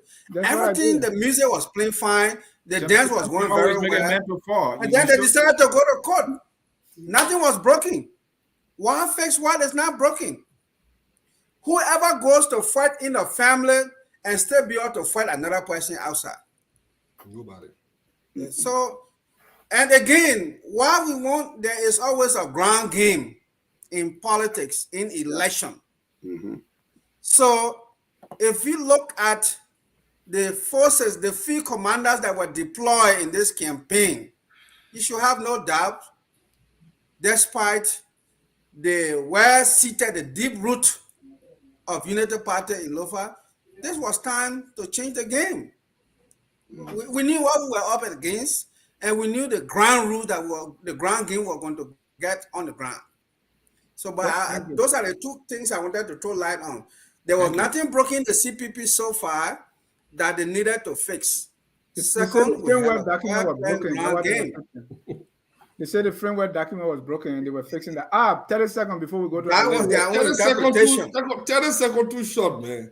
But let me, you're not being fair to me. No, because Aliu and Arthur, they're on the phone, they're waiting. Yeah, but give me at least 1 minute. Okay, so. 1 minute. Go ahead. What I wanted to say here is that you guys, I don't know whether it's amnesia or you guys deliberately deciding to ignore the fact how we got here. If you guys expect Alex Cummings to continue to turn the other cheek while people getting punches and political latches, even you written in the Bible. He's a Christian. I understand. Well, he's a Christian, but how many of you will want someone to shoot you in the head twice? And what they did was not just a light political slap. This was something that could have been at the end of his political career. This was an assassination, a political assassination attempt by the Unity Party orchestrated by the Liberty. And Joseph Boyka implicitly supported it. Somebody need to play the big part. Well, he played the big ball. He deployed Boy Charles. He deployed Yeke Koluba. He started out, and what happened. But the Unity Party, Boyka, I keep saying Boyka Unity Party because Ellen Johnson Sirleaf Unity Party is completely different from what we have here. Ellen Johnson Sirleaf knew how to make strange bare feather to get things done, and she did get results. Joseph Boyka had proven over time that he cannot transcend it. Are you talking about Ellen supporting We Are, your cousin? What's the question? Are you talking about Ellen supporting We Are, your cousin, and then We Are one? Well, that is relative, open for debate. I won't indulge in another time. Then go ahead. What I'm saying is that we are here because group of people that are very complicit. Look, the Unity Party. Let me give you a brief history. They feel Josephine Francis against all odds. Josephine Francis lost. They feel Jalla, even though she came on the ARP side, but I was on the table at that time when we were forming Save the State. The guy that should have ran was Amos Tuwe, the young red guy from the Unity Party. I have audio of Amos Tuwe crying when Benedict Ure went to the Unity Party headquarters, but then it was still by the old defense ministry there. They went there and they silenced the guy, and Amos Tuwe cried while Boyka looked the other way. And they used Taylor Ure in looking down there, and she lost. Because Amos Tuwe have been doing the grand game. So this is not the first time United Party have few candidates that are something. And the track record is clear. Besides that, this guy continue to have this inflated ego. Whenever they get on a negotiation table, they keep talking about some number that imaginary numbers that it has proven to be non-existent. So what I see this as a good thing for the opposition. Lofa County was already for the opposition. Whether Jalla wins or Kotuma or whoever wins, Lofa County will come back when we come back together. If Joseph Boyka loved Liberia and decided to do the right thing, Lofa County will come back. I'm not worried about Lofa County. I think the opposition is not even. Look, George Weah will never win Lofa County when we come 2023, except we see Joseph Boyka doing the same Boykaism and carrying on the same arrogant behavior. But other than that, Lofa County is not the opposition worry. That's why we're not even worried about it, because Lofa County will come home when the right time comes. What I see this as an opportunity for the opposition to come back together, because another thing, just one last point. Thank you. We gotta go to Aliyu, please. Yeah, let me get to Aliyu. Aliyu, let me test your ability when it comes to understanding Lofa County, understanding the tribal from Lofa County. How do you test him? Yeah, so let me test you whether you know the terrain, whether you know the ethnic groups and how they behave. My question is, Kotuma and Jalla, all right? Who did the other candidates, based on their ethnic leaning, hurt or help, for which that person is a loser and the other is a winner? But okay, first of all, my background is Lofa County, district number 4, which includes Bonyama and Kwadu Boni. Okay. So do I know Lofa County? Hell yeah. Okay. What happened is very simple. If somebody went to school from kindergarten to 3rd grade, would understand the Lofa narrative. You had Lofa is a traditional county. It has been a traditional county and will remain a traditional county. Now, you have Jalla, who is from Kolahon. The Kolahon people, not just the Kolahon people, that's Kolahon, that's Bahon, and so on and so forth. They have said that they too need some sort of representation. This has absolutely nothing to do with Joseph Boyka. So if you notice, of all those places, Kolahon turned out the most in terms of numbers in this election, because they were serious about it. It had nothing to do with Joseph Boyka. If there was Angel Gabriel moving with Kokotiman, the Kolahon people had decided that it was going to be one of theirs, even if it was someone else other than Jalla. Okay, now who did this thing hurt? This thing hurt Kotiman. Remember, Lofa, they had only one, which was Jalla. One. On Kotiman's side, you have Smokupi, you have Maramo Fofana, you have Momo, and what's the name of the other guy? There were 4 people competing. You're talking about George Sumo, right? On Kotiman's side of Lofa County. George Samba. Momo taking over 6,000 out of Kotiman. Momo taking over 5,000 out of Kotiman. Kupi took over 2,000 out of Kotiman. Who did this thing hurt? So Aliyu, and there were the elderly statesmen supposed to come into the picture, right? So why would Mr. Boyka, who earlier complained about this, for which he was supporting Samukai, why would he switch this time to Kotiman, knowing very well they are all these guys are from Vanjima district or Zaza district? You see Jalla, Zaza district, or Kotiman. Well, at least he would have talked them out of the race, Dennis, to get chances. Exactly. Why he did not do that? This is the man of wisdom. This is the man of wisdom. Fairy tale. You guys imagine stuff. I think Uncle Joe decided to help his nephew Jalla this time. Listen to but this. The kind of choice he made. Listen to this. All of these guys you're talking about, they're all permanent sons and daughters of Lofa County. They all have constituencies to a degree. Do you understand me? They all have their own ambition and their own destiny. Somebody right now on the show is representing Momo. The man is telling you the reason why Momo got in the race. And that reason totally opposes the things that Joseph Boakai stands for. Do you really believe that Momo would have left the race because Joseph Boakai didn't lead the race? Do you also know that Momo is equally a shareholder of Lofa country? Jalla is equally a shareholder of Lofa country as Joseph Yuma Boakai? What remains prevalent here is that 2023 there will be one Lofian, one in the race.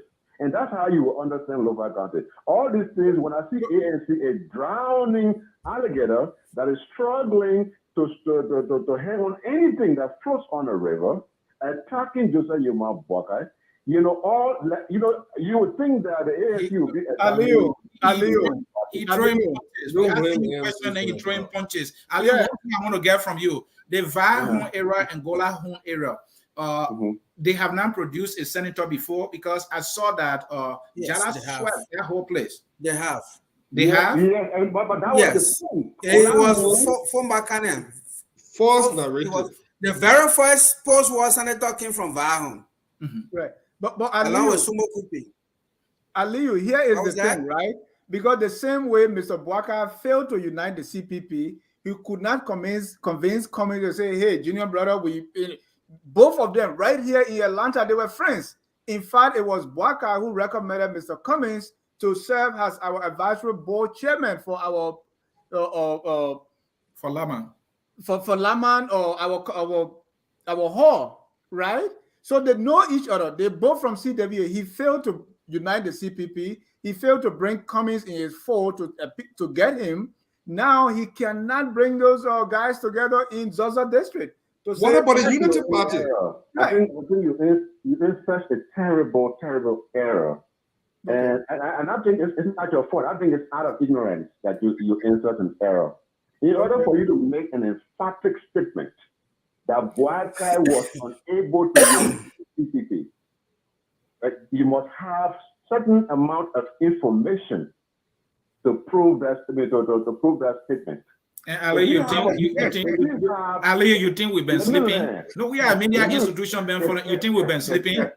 You think we've been sleeping? We don't sleep around here. Nobody's stupid here. But go ahead. Let me learn. Honestly, because you think about it. You see a guy comes from Coca-Cola, and he says he's the COO and CCC, and he can do nothing, not even a senator, not even a vice president to anyone. He has to be the president. And you tell me that Joseph Boakai could have convinced this man. Did you see the head of the elders of the ANC recently discussing that they told Alexander Cummings to go as vice president for Joseph Yuma Boakai? Instead, Alexander Cummings decided that Joseph Yuma Boakai should go as vice president to him. How can you expect Joseph Yuma Boakai to convince such a man? How is that information true? We are discussing democracy. We are discussing multi-party democracy. We're talking about people's constitutional rights. Lofians have the right. They were born in Lofa country. They were reared in Lofa country. They have the right to run to become anything in Lofa country. Are you telling me? Are you listening to yourself? So why don't you think Cummings has the right to contest too? Is that what you're telling me? Aliyu, why don't you think Cummings has the right to contest too? I did not say he didn't have the right. Well, you were whining about Edo's. It is a big statement that Joseph Boakai failed. That's emphatic to say that. You must have evidence before you make such a statement. Thank you. How do you know Joseph Boakai failed? Do you know whether he tried or not? Do you have the facts? So you don't know that. So we cannot just make statement by public opinions and just go with that as a fact. The fact remains that Joseph Boakai is tolerant enough to allow his nephews and niece to run in a local country by-election, and I guarantee you, Dennis, you have gotten Aliyu started. Once he hears that name Boakai, he thinks we are in heaven, so he's on fire. Yeah, and what I was listening for too is to provide the evidence, the counter evidence that indeed Joseph Boakai have tried to unite the Sea people. I didn't hear that. But let's go to Mr. Ato Koa, who's on the line. Yeah, if you want to hear that, give me a chance. I'll give you that. No, we'll come back to you. Let me go to Ato because most of the time, the lesser known candidates suffered. Mr. Koa, was there anyone in the race who Mr. Cyrus was leaning to say, well, this person is responsible, or we could align this person? There are some alliances, was something there in the making? Or Mr. Cyrus is just mad with everybody because he lost? No, Cyrus is not mad. I mean, this is about saving our country. The contestants were all sons, and of course, a daughter from the county, all craving for an opportunity to serve. So we basically were just trying to sell our message to see, that the people could appeal to ours and give us their support. So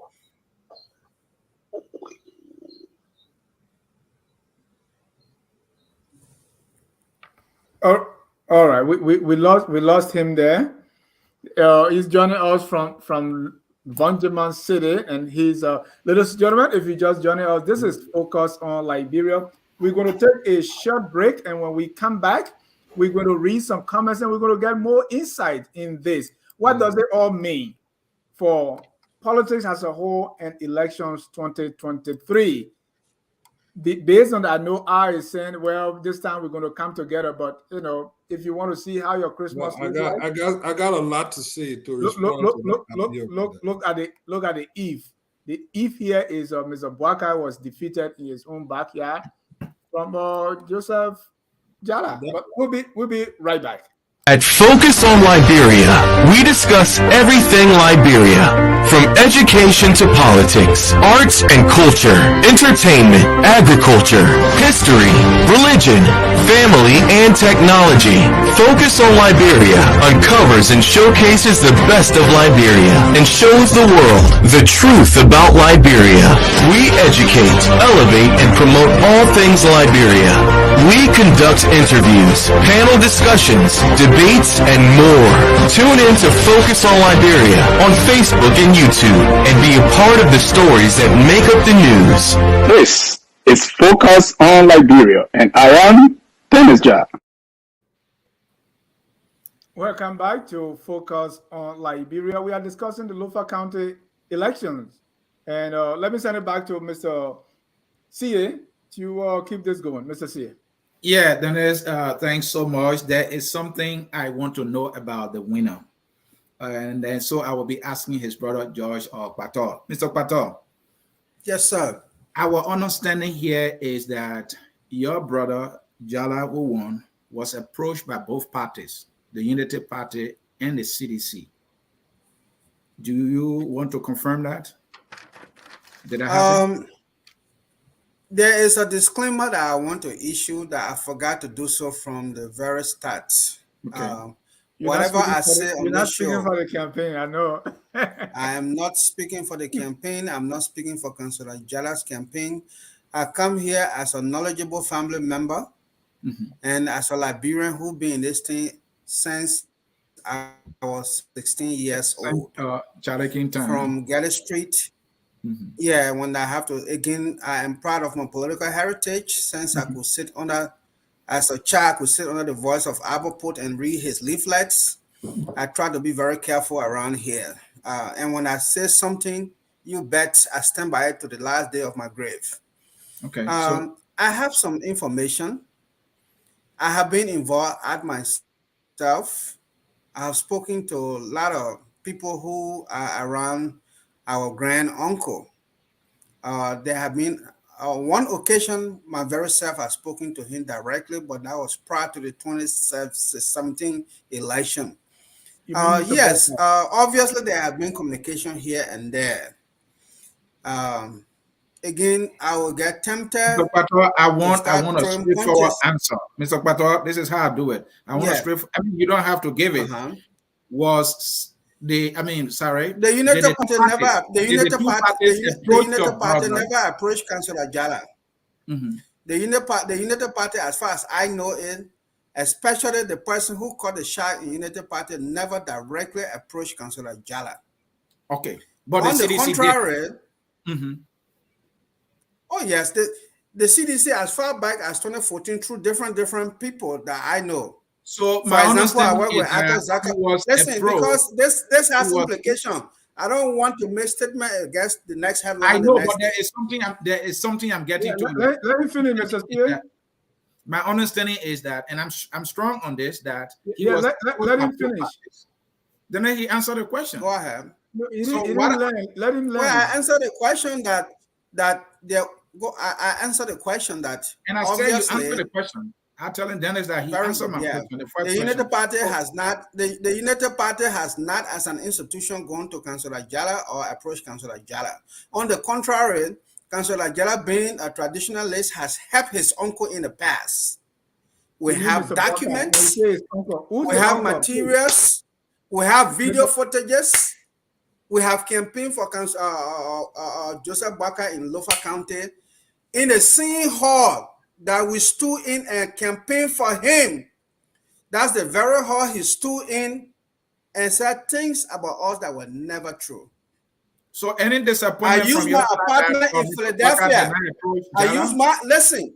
I used my apartment in Philadelphia to run campaign for Joe Barker and Ma Ellen. Who didn't know that Josh Patel was one of the brains behind campaign to elect Ellen Sirleaf in 2011?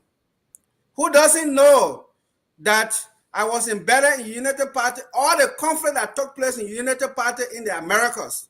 I was the chief communication officer when Samuel Gibson was taking over from Gaia Famulad and Anthony Cannon, voice of all around the place here.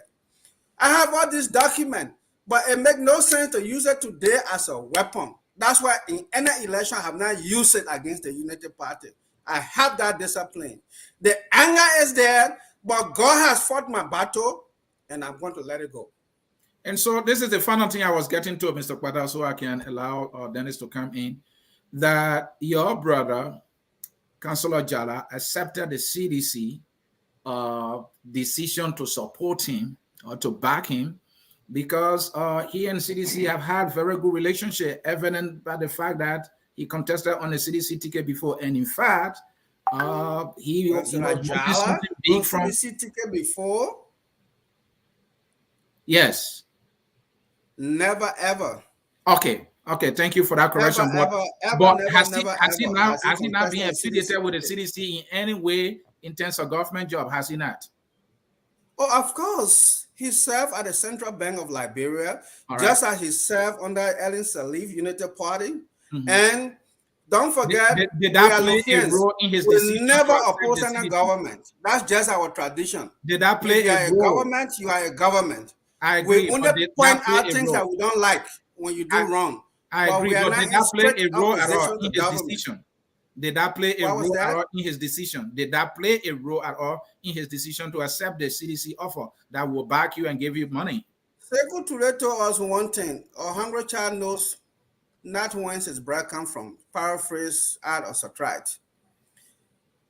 If we go to you as our grand uncle crying to you every day to help us, we have all it takes. Second place, and we don't get help. If we are adopted by another father, you are a yard boy, you clean the car, you brush the yard, you walk under the rain to go to school. The man who car you clean, he put his children in the car and carry them to school, and the rain beat you. Someone come and say, "Can let me get you live my son?" You will say no. No. Dennis, that is a big talk there. You the traditional man. We need to go and reconcile Lofa. That's all I can say. Elections are over. I am not hurt. There is no bitterness here no more. I just want to see Lofa reconcile. Dennis, I got what I was looking for. Right. Thank you. And I see Mr. Sirleaf, his face is kind of, he keep grimacing as Patel is talking. So I'll come to you. But let me get from Mr. Patel again. Your brother, Councillor Jalla, was a chairman, I remember, a very strong member of LPP, of Moja, and all that, right? Has he threw away his progressive quote? Now he's in something the CDC bearer. Right, I saw him with the CDC bearer. No, don't forget, while he was in Vonjima on the campaign trail, The LPP was basically having elections to get him out of office. So wait now. I'm hoping that, and this is why I may have to go back and reorganize and join the media, because when you are in the media business, you have to keep every nitty-gritty of national information. Mm-hmm. And since you don't necessarily have to be there, 1976, Mr. Pato. You can I have have that kept every information. single information on Liberia. Even if I go in my library or not, I can tell you it. Mr. Pato, you can They share were that basically information having with the media. elections. Right, Mr. go Pato, you ahead, can share because that information it's with the very media. important. You don't have all the information. So It's we very, appreciate if you can do that. it's very important Yes, that you that's talk what I'm about this, saying. You because asked the it looks. question whether he's still a member of LPP or he Go has ahead. thrown away his LPP coat. Well, the question is not whether he has thrown away his LPP coat. The question is, what did LPP do? I am an organizing member of LPP, and I serve as a chairman in one of the communities. The entire Greater Monrovia, I was chairman. Okay. Jalla is in Lofa trying to organize this campaign. LPP is basically organizing a convention to get other people elected in his bike. There are a lot of things in this, a lot of nyama in this box. But reconciliation is the way forward. Liberia or Lofa County is bigger than any one of us. Okay, so tell me, what is it with Councillor Jalla that his uncle, as you said, DP Buaka does not want to help him. His own party, LPP, is dumping him, finding a new chairman while he's on the campaign trail. What's up with Jalla? Is he, why are everybody's pushing him aside?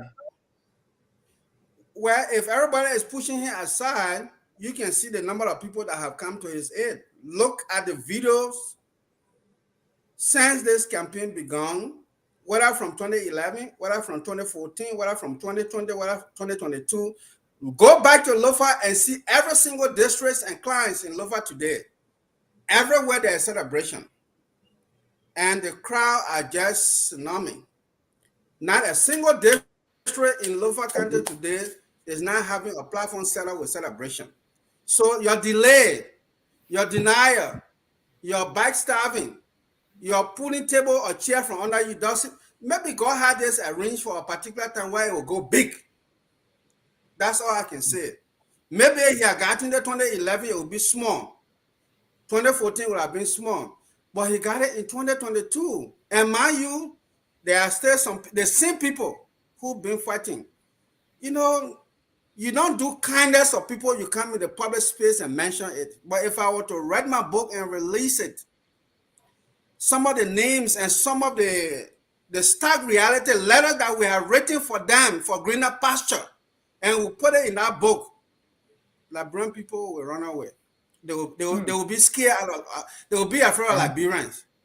Some of the very people that took knife to starve him are people that Councillor Jalla took his time, wrote letter for them to be safe out of the civil war. When at the time they only had maybe a day to be slaughtered in Monrovia. Don't forget, I said you have to write that book. I served in the Liberian Secret Service for 8.5 years. When the war was in Liberia in the 90s, we were there saving people as a family. We were getting people out of Monrovia. Thank you. Sending them to America while we stayed in Liberia in the war. When he could have sent us first. Mr. Pato, these are the very people. So when you ask me the question, why the people are pushing him aside? These very people will travel to Liberia, Councillor Jalla sent his car to the airport to pick them up. Y'all got to be, Liberia is a very interesting place. Thank you. Very interesting place. Mr. Salif, you got a mouthful from Mr. Pato. Yeah, well, he's emotional, you know, about his relative's victory. That's what the election. That's his biological brother. Yeah, that's what I'm saying. He's emotional, and you know, and he knows stuff. And that's where he's from Lofa. He knows the county. He knows the politics. That's fair. But I like the part that Mr. Pato said. Elections are over. Let's reconcile the county. Let's move on. And that's what all of Liberia should be doing. Should be saying. You know, politicking is not to be enemies. It's not to destroy one another and thereby destroy the country. Politics is really to govern. Is if you think, stop and think for a moment. Why are we in this? Why are we running up and down, spending money to get people elected and doing all the things we come on your show and things like that because we want Liberia to be better. We are all for Liberia. We're all for Lofa County, and so I really like the spirit of reconciliation in the end there. I can editorialize Mr. Pato's emotion that's connected to his brother's victory. So I'll leave it at that. All right, let's read a few comments here, and we are setting up our phone lines. Yeah, So you guys making me sleepy here. I had something I wanted to respond to a long time ago, and I'm almost forgetting about it. Do you remember it now? I remember it, and I think it's important that we say that. All right. And if Mr. you have 2 minutes, then we'll go to the comments. Go Mr. ahead. Joe Pato actually echo it, and Mr. Pato just made a series of revelation here that it may seem small. He's holding back, and you can sense that he's restraining himself to not divorce because of the tradition. Yeah, I know. I understand that. And let not forget about that. He still was able to give us an insight into some things that some of us already knew. Alio says something about he needed evidence of Joseph Boyka's failure to unite people. The Unity Party. Look, like I said earlier, I say Ellen Johnson's Sirleaf is Unity Party is not the same as Joseph Boyka Unity Party. Ellen knew how to make strange bare feathers, and she gets things done. Joseph Boyka, in the last 5 years, have not been able to reunite the Unity Party. That was the first sign. The second thing Joseph Boyka did, Joseph Boyka has a history of division. Joseph Boyka sat there. His boss, he allowed women pay and all those guys to insult that lady if to say they were nothing. He pretended. He doesn't take ownership of anything. Look, this man is almost 70-something years old. What more can he offer that he have not had the opportunity to offer Liberia, and we got to be sitting here and talking about it and people say something? The bottom line here is Joseph Boyka has proven to be a very divisive figure. He's like the Kazo Susi of Liberian politics. He sits in the back. He sends people to throw throws to, and when everything there, he doesn't make any statement. He doesn't take position on anything. When somebody comes, he recruits himself from there. And this is where we are. And I just pray that what happened in Lofa County, I'm glad that I'm not worried about Lofa County. It will deflate his ego a little, and then the opposition will be able to sit down and come together and fight George Weah, because there is no way we can defeat the CDC with this unity. And I'm glad that this is happening early. And I thought I would give Alio some example of how Joseph Boyka has been. And the last one, Joseph Boyka did the same with Henry Costa.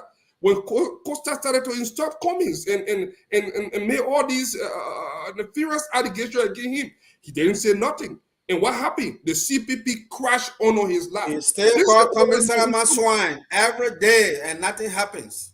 Nothing. And Mr. Pato is saying it. You can see the man clearly restraining himself based on tradition, but at the same time still trying to let the world and Liberia know what we are at stake, and we're still going to be sitting here. Look, if we love Liberia, we got to do better by our people. And Lofa County have proven it. And so we got so many educated people in Lofa County. The Lofa people are not, Lofians are not stupid. And we saw that play out in the last few days. It was not about the CDC. People celebrating. The CDC didn't win. Lofa County won. Then you are muted. Thank you. Let me it will only be fair to give Alio a chance to respond. Alio. Yes, sir. Thank you so much. Thank you so much. 1 minute. Yes, sir. Yes, sir. You know, it makes me laugh when I see people, the ANC sympathizers, and some of their allies so excited that Galapa Ordinary lost election in Lofa County as if it benefits the ANC. You know, let us not make any mistake. We're making noise for nothing here. In 2014, the Liberty Party, when Vice President Joseph Boyka was still active Vice President, the Liberty Party beat somebody that Joseph Boyka brought forth to Lofa County. And the Liberty Party person who won today is still a senator, and most of you guys know who he is. At the end of the day, in 2017, when Booker went into this, Joseph Boakai, Lofa still voted Joseph Boakai. That's how it's going to be. Let me just say to my brother from Lofa, the brother of Jalla, I understand your plight. I understand how you feel. But Joseph Boakai has been a leader, gentlemen, since 1970. Do you really believe, anybody on the show believes that somebody is not going to have problems with him? People have problems with Jesus. People have problems with Muhammad. And I'm not saying that whatever his grievances are not important. What I am telling you, for that length of time, for somebody to be a leader of a community, of course, some people down the line will feel offended. What happened in this election has happened before, will always happen. Let me remind Liberians that what happened in Lofa was an all Lofa thing. CDC says this man, Bernard Samuel, was seeing this legal problem. CDC has been in Lofa County, making all kinds of developments. Joseph Boakai went to Lofa County for 1 week, and it was a tie, pretty much. And people still believing that Joseph Boakai is not strong in Lofa.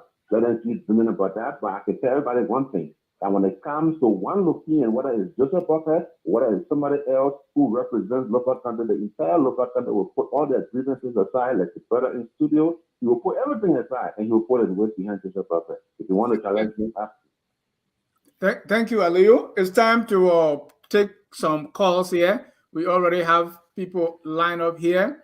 But let's get a few comments here. This one from Kolu Fesa. I don't understand when you guys say Boakai was defeated. Was he the senatorial candidate? And Jeremiah Cousins said JNB has been too mean to the people of Lofa, so dry dog story in his mouth.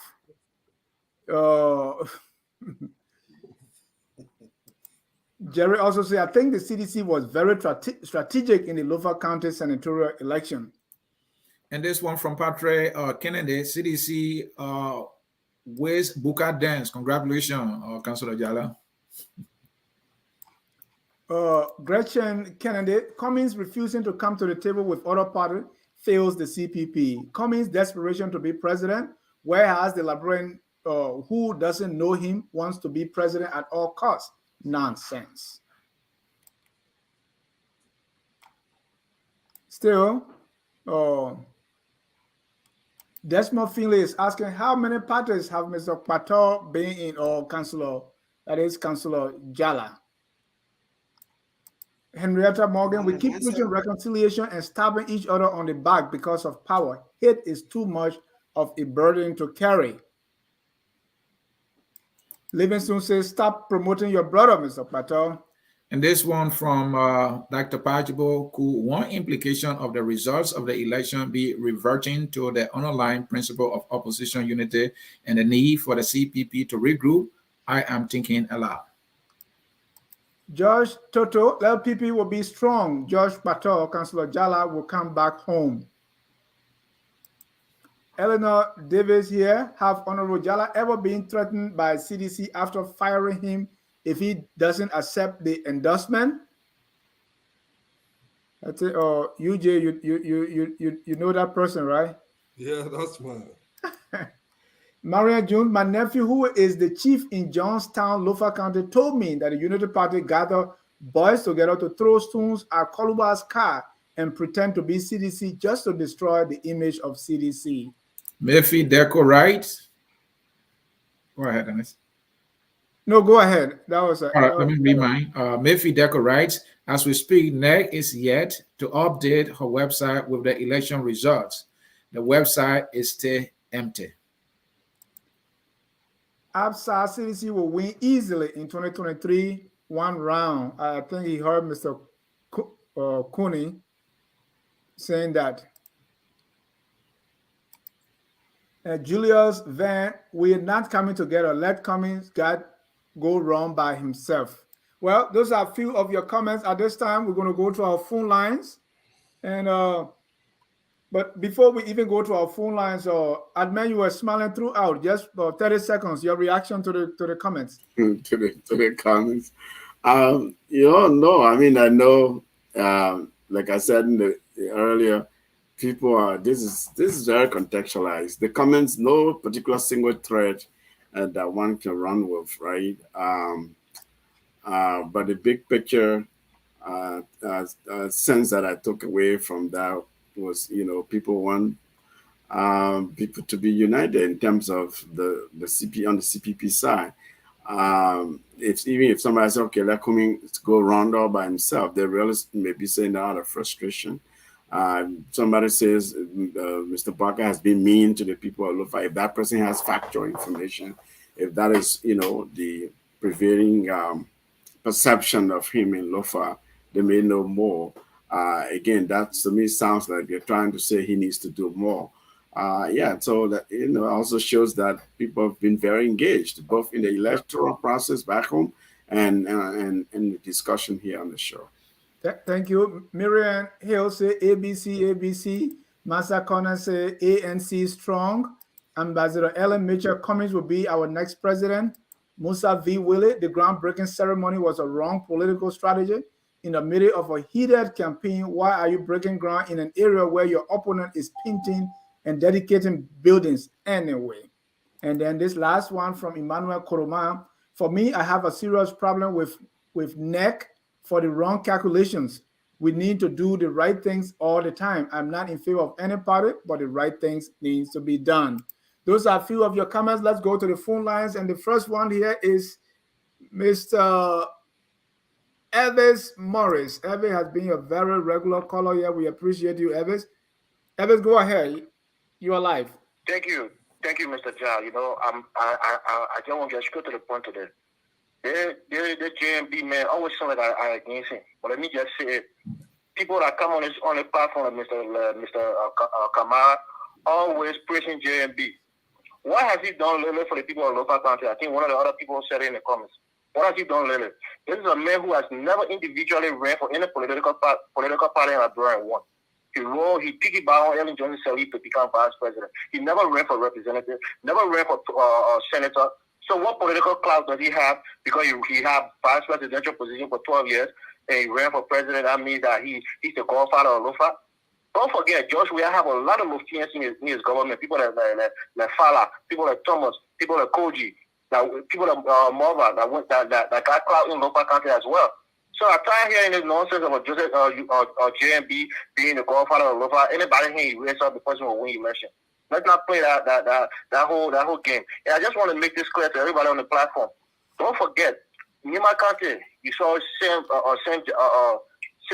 Brown, what is his name, that won, independent candidate who leads CDC. You saw in Grand G there, where the representative that won, who was independent, who leads CDC. You see him in Lofa again. Independent but lean CDC. CDC, they're putting the stick on anybody for here now. They're highly beyond them to get election results. So they're doing it in a sticky way. So nobody will get it twisted like CDC didn't win the election. CDC won it. The man going into the corner today. Thank you. Thank you guys for the show. But I tell you, that boy guy is the godfather of Lofa. He's not. Thank you. Thank you. Whatever is saying is CDC is now the bamboo using monkey hand to get the roasted palm nut from the fire. Let's go to Mr. Desmond Finlay. That's Desmond Tutu Finlay. Desmond, you are live. Go ahead. Yeah. Hi, Ansony. Hi, everybody. I'm in the future, man. I'm in Australia, so I'm in the future. I can tell what's going to happen tomorrow when I wake up. But anyways, there are a few things I like to agree with, and I'm going to preface this by saying I do support Mr. Cummings, but there are a lot of things that Ahmed said and Aliyu said that I agree with, right? The first thing I agree with Aliyu on is if Joseph Barker is the one on the ballot for the presidential candidate, we'll be looking for Joseph Barker. That's no question, right? It happened again in 2011. Joseph Barker, 2011 election, Joseph Barker was vice presidential candidate. They voted the Labour Party as a party for the presidency, and then turned around and voted a different senator in from Labour Party. So that's no question about who Lofa will support in when Joseph Barker is on the ticket as the presidential candidate. Now, if Joseph Barker thinks that's going to make him president, he should just look at 2017. If that's his thought process, that this is what's going to make him president, he should look at 2017. He'll win Lofa again and lose the presidency. Right? So that math doesn't add up to the result that he wants. But everybody knows who Barker is. Barker is self-seeking and self-achieving. That means this man is going to be there. We will be another president. Will be a president again because of Joseph Boyka. And the best tactician in Liberia today, as we speak, he did it in 2017. Nobody noticed it. When Ellen Johnson was looking for a successor, Joseph Boyka refused every offer that Ellen offered him. And who took the offer? Nathaniel McGill. Nathaniel McGill, the last caller just called and said it. So CDC are going behind people, like you said, thinking, putting the hand in the monkey, the other monkey, and taking the hand off the front now. Nathaniel McGill is planting seeds for the next year election. He's the best. McGill is not a tactician. What he is an opportunist. And if he sees an opportunity, he takes political advantage of it. And that's why I say I agree with Ahmed on the dynamics, the demographic. McGill understands the demographic. Not only understand it because a lot of people understand it. McGill understands the timing of it and takes advantage of that. Thank you. And until we can realize, understanding the timing and taking advantage of it, the election for CDC. But I do support Mr. Cummings, so I would say that with this. Yeah. Thank you, Mr. Desmond Finlay. Let's go to Mr. Kesely Double. Mr. Double, you are live. Yeah, thank you very much, Mr. Jalla, and thanks to all other guys in the studio. I want to go to blaming the Unity Party and the National Election Commission for the failure of the UP to have won the election in Lofa County. I've been the Unity Party in the sense that Unity Party is not doing enough, especially the technocrats who were working along with GNB. You know, when they received the rousing welcome of the people, they thought everything was done. Forgetting to know that, Lofa County is a hospitable county. The hospitality they received, it was so overwhelming to the extent that they thought they had everything, right? And so they didn't do that. Who was the one who just something without, it was only yet who was going around trying to, bring the people together. They did not go around encouraging the people to come and vote. If you look at the whole election that took place in Lofa County this year and election, the lower populated area people voted more than the area that have more population. Colahun does not have much population. Vowel doesn't have nothing much. But they came out and voted in full as compared to upper Lofa County where you have a huge population, but guess what? All the voters stay home. They did not vote. Calabar Customer himself did not even do a homework. If you are going from town to town, encouraging the people to come and vote, but instead, because they received the rousing welcome, they thought all was done. Colahun, you saw the welcoming ceremony they received in Colahun. It was huge. And because they got all of that, they said that everything was done. Next, on the other hand, did not do well in the National Election Commission.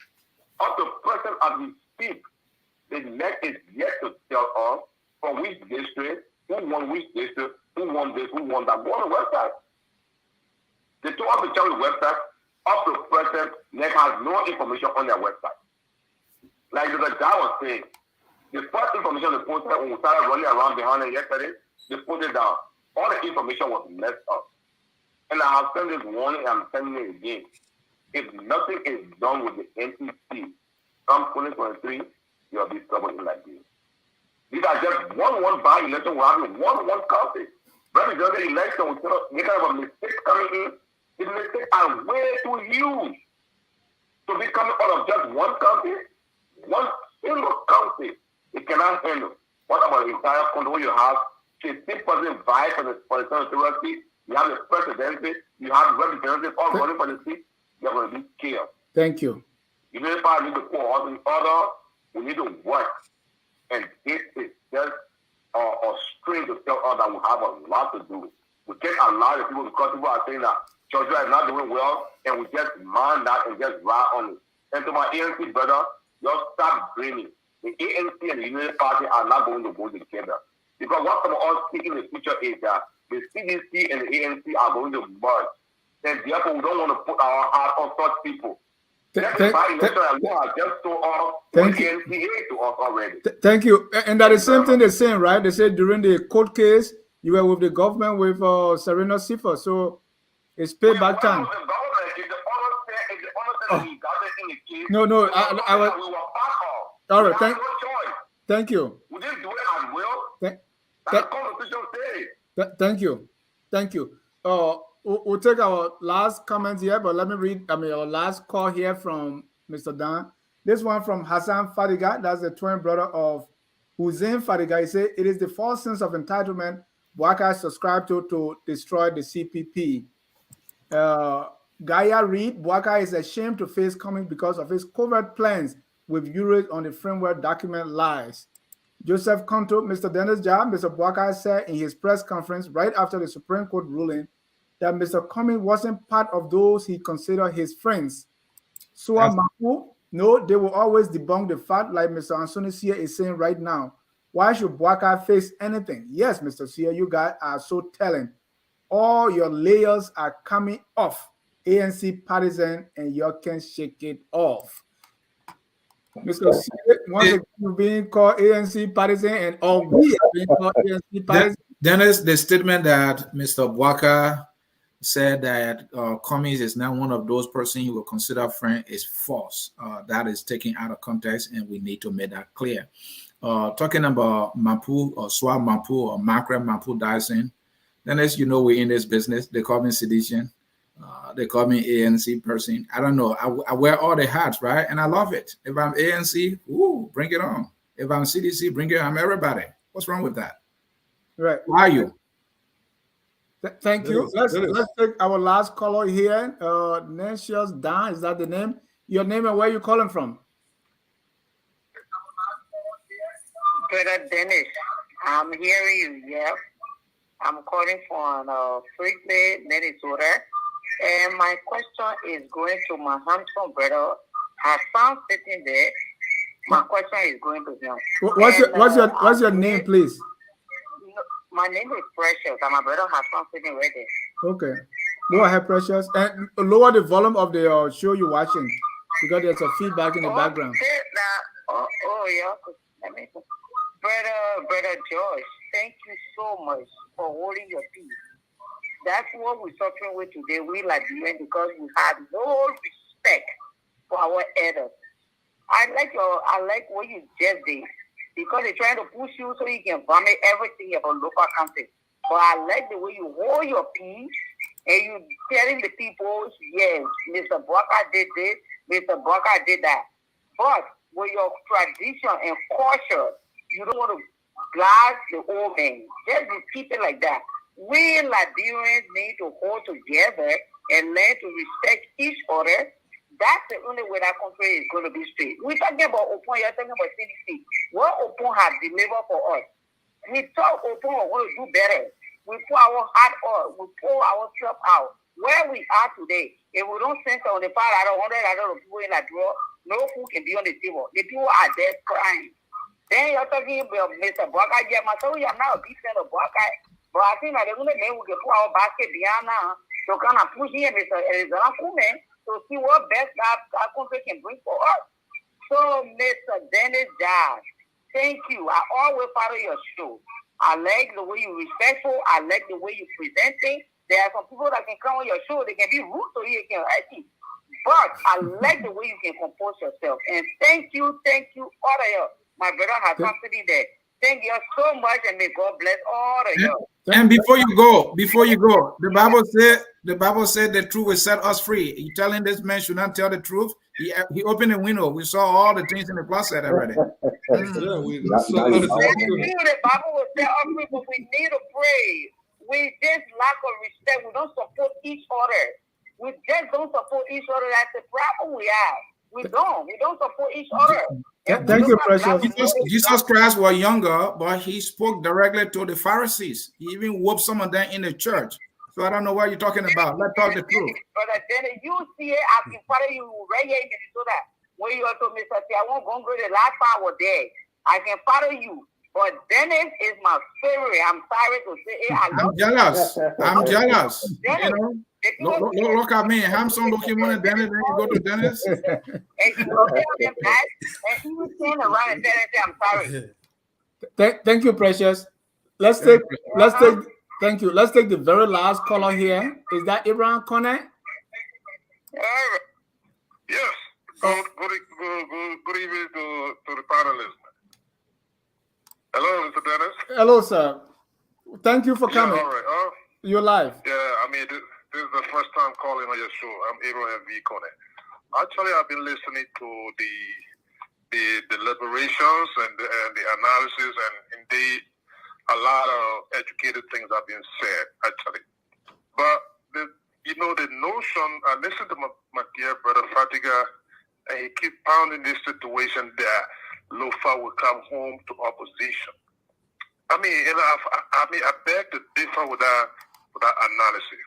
And here is one major reason.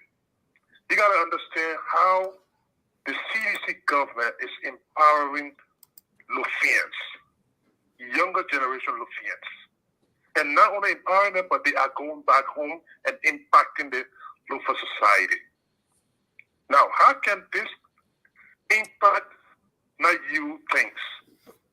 To say that it's so static that because JMB, an age-old individual, is in the county and he has nothing practically to show, and you got this younger generation in the person of the Finda Bondo, the Sir Joseph, you just name them.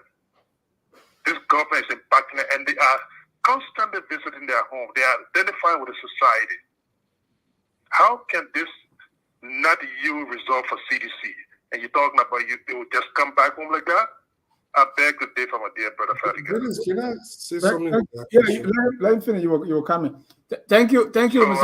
Thank you, Mr. Kone. Yeah, thank you very much. Thank you. And before you come in, this one from E. Remy Gray, the UP is always emotional to come out in dismissing that it does not need the ANC to win election, but will be the first to blame the ANC when it loses an election. Go ahead, I'll respond. Yeah, just specifically, I think Mr. Pato can back me up on this. You not like Mr. Pato just said, Lofa is a very traditional place. And the way people vote in Lofa is based on elder. They are very big on elder and respecting elder in that place. When it comes to election, people don't vote on based on what you have, what platform, everything in Lofa County.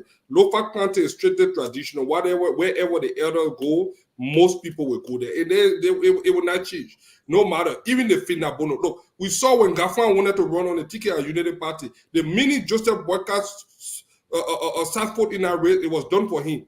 He said the elder something, he bowed down to him, and that was the end. And Lofa County is not the opposition problem. I think it's something that will fit itself depending on who on top of the ticket or how the opposition come together. And Lofa County alone cannot win. We saw Joseph Boyka won Lofa County and lost everywhere in Liberia. He still went to lose the election. So you do not need to win. It's an integral part of our election process. But you do not need only Lofa County to win.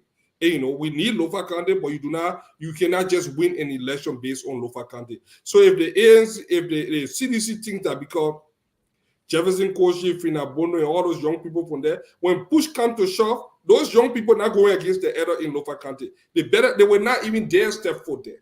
So he has wasted resources in Lofa County. He can put all the street light, everything. When Lofa County ready to vote, they will give 101% to whoever. And this is where I'm not discounting Joseph Boyka in everything.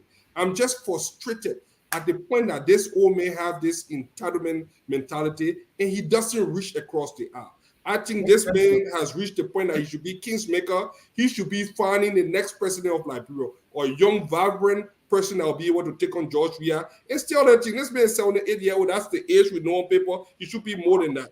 At 78 years old, what does he have to offer? Where will he run the country? Down the dream? He can barely stay up for 5 minutes at an event.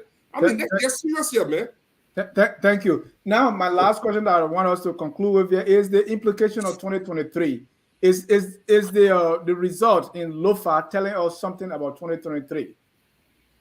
Quickly, 1 minute each before we go to our concluding statement. I know the political guy is doing his hand like this now because he wants to fire. So quickly. Since I was already on, can I just answer that question? Yeah, quickly. I want to react to something Fadiga said, though, so I don't lose my thought here. Let's be careful of this. Yes, Lofa is traditional. Some of us are from traditional homes and backgrounds. We respect that, right? But to say that everything is about tradition only when it comes to politics and election, I think that's the wrong. That's not what I was saying, Paul. Most likely, it would go. Well, but you did say, I mean, we're on the show, right? Lofa, when it comes to that, wherever the elders go, the young people, everybody. Pinda- Demographics have shifted. A lot of young people on social media, the Monrovia, they've traveled. It's not, you know, things have changed a little bit. They respect the elders. It could be the reverse. The young people go back to the elders, educate them why they should vote this candidate and not vote this candidate. So the votes have to be earned. People shouldn't just say because of the tradition. You have to go out and earn the vote. Do the grand game, you know, demonstrate to the people that your candidate is the better candidate. Let the candidate, the message, the vision. I think Lofa, like every part of the Liberia, have tradition, but if you don't understand the demographic, you don't tailor your messaging accordingly, you'll be surprised. So let's be careful about that. I just wanted to sound that out. Thank you. So now the question is 2023. What can we read from this election about 2023? Let's use 1 minute each, please. Mr. Fadiga, go ahead. You were already in flight. Well, 2023, like I said, I hope that this is an opportunity for some people to dim down their ego and let common sense prevail in the opposition. This has shown that the only way we can defeat George Weah comes 2023 is opposition unity. No matter how much dollar, we saw that with the deal on something. We took a man from nowhere that had failed seventh. He got, I think, less than 5,000 votes the first time he ran. We gave him almost 100,000 votes when we came together as the CPP. So the CPP was not just an ordinary institution that people just ran down the dream. That's what angers me the most. We took a very good union. We broke a very good marriage for over what? Over what? Thank you. So I don't see this that have anything to do with the 2023. What I do see that I'm happy. I'm glad that it happened to the Unity Party. Like most people have been saying, oh, they happy. The ANC people happy. Nobody happy. People just tired with this whole braggadocious attitude and arrogance of the Unity Party. I saw ANC people rejoicing on Facebook. And yeah, but that is what I'm saying. That is what I'm saying, leading to that. They're not rejoicing because, look, Lofa County, Jalla went as an independent. They were rejoicing. They were mocking JMB and the Unity Party. Well, his brother is saying the JMB could have reached out to Jalla. They had an opportunity. He's a younger brother, and his brother is here to acknowledge it. He didn't exploit that opportunity. The CDC sees it. Who has the most strategy?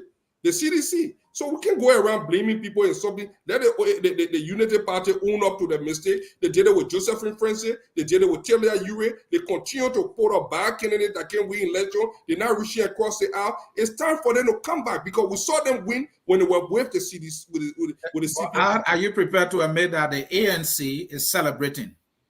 Why shouldn't they celebrate? They tried to politically assassinate Mr. Cummings. I would celebrate.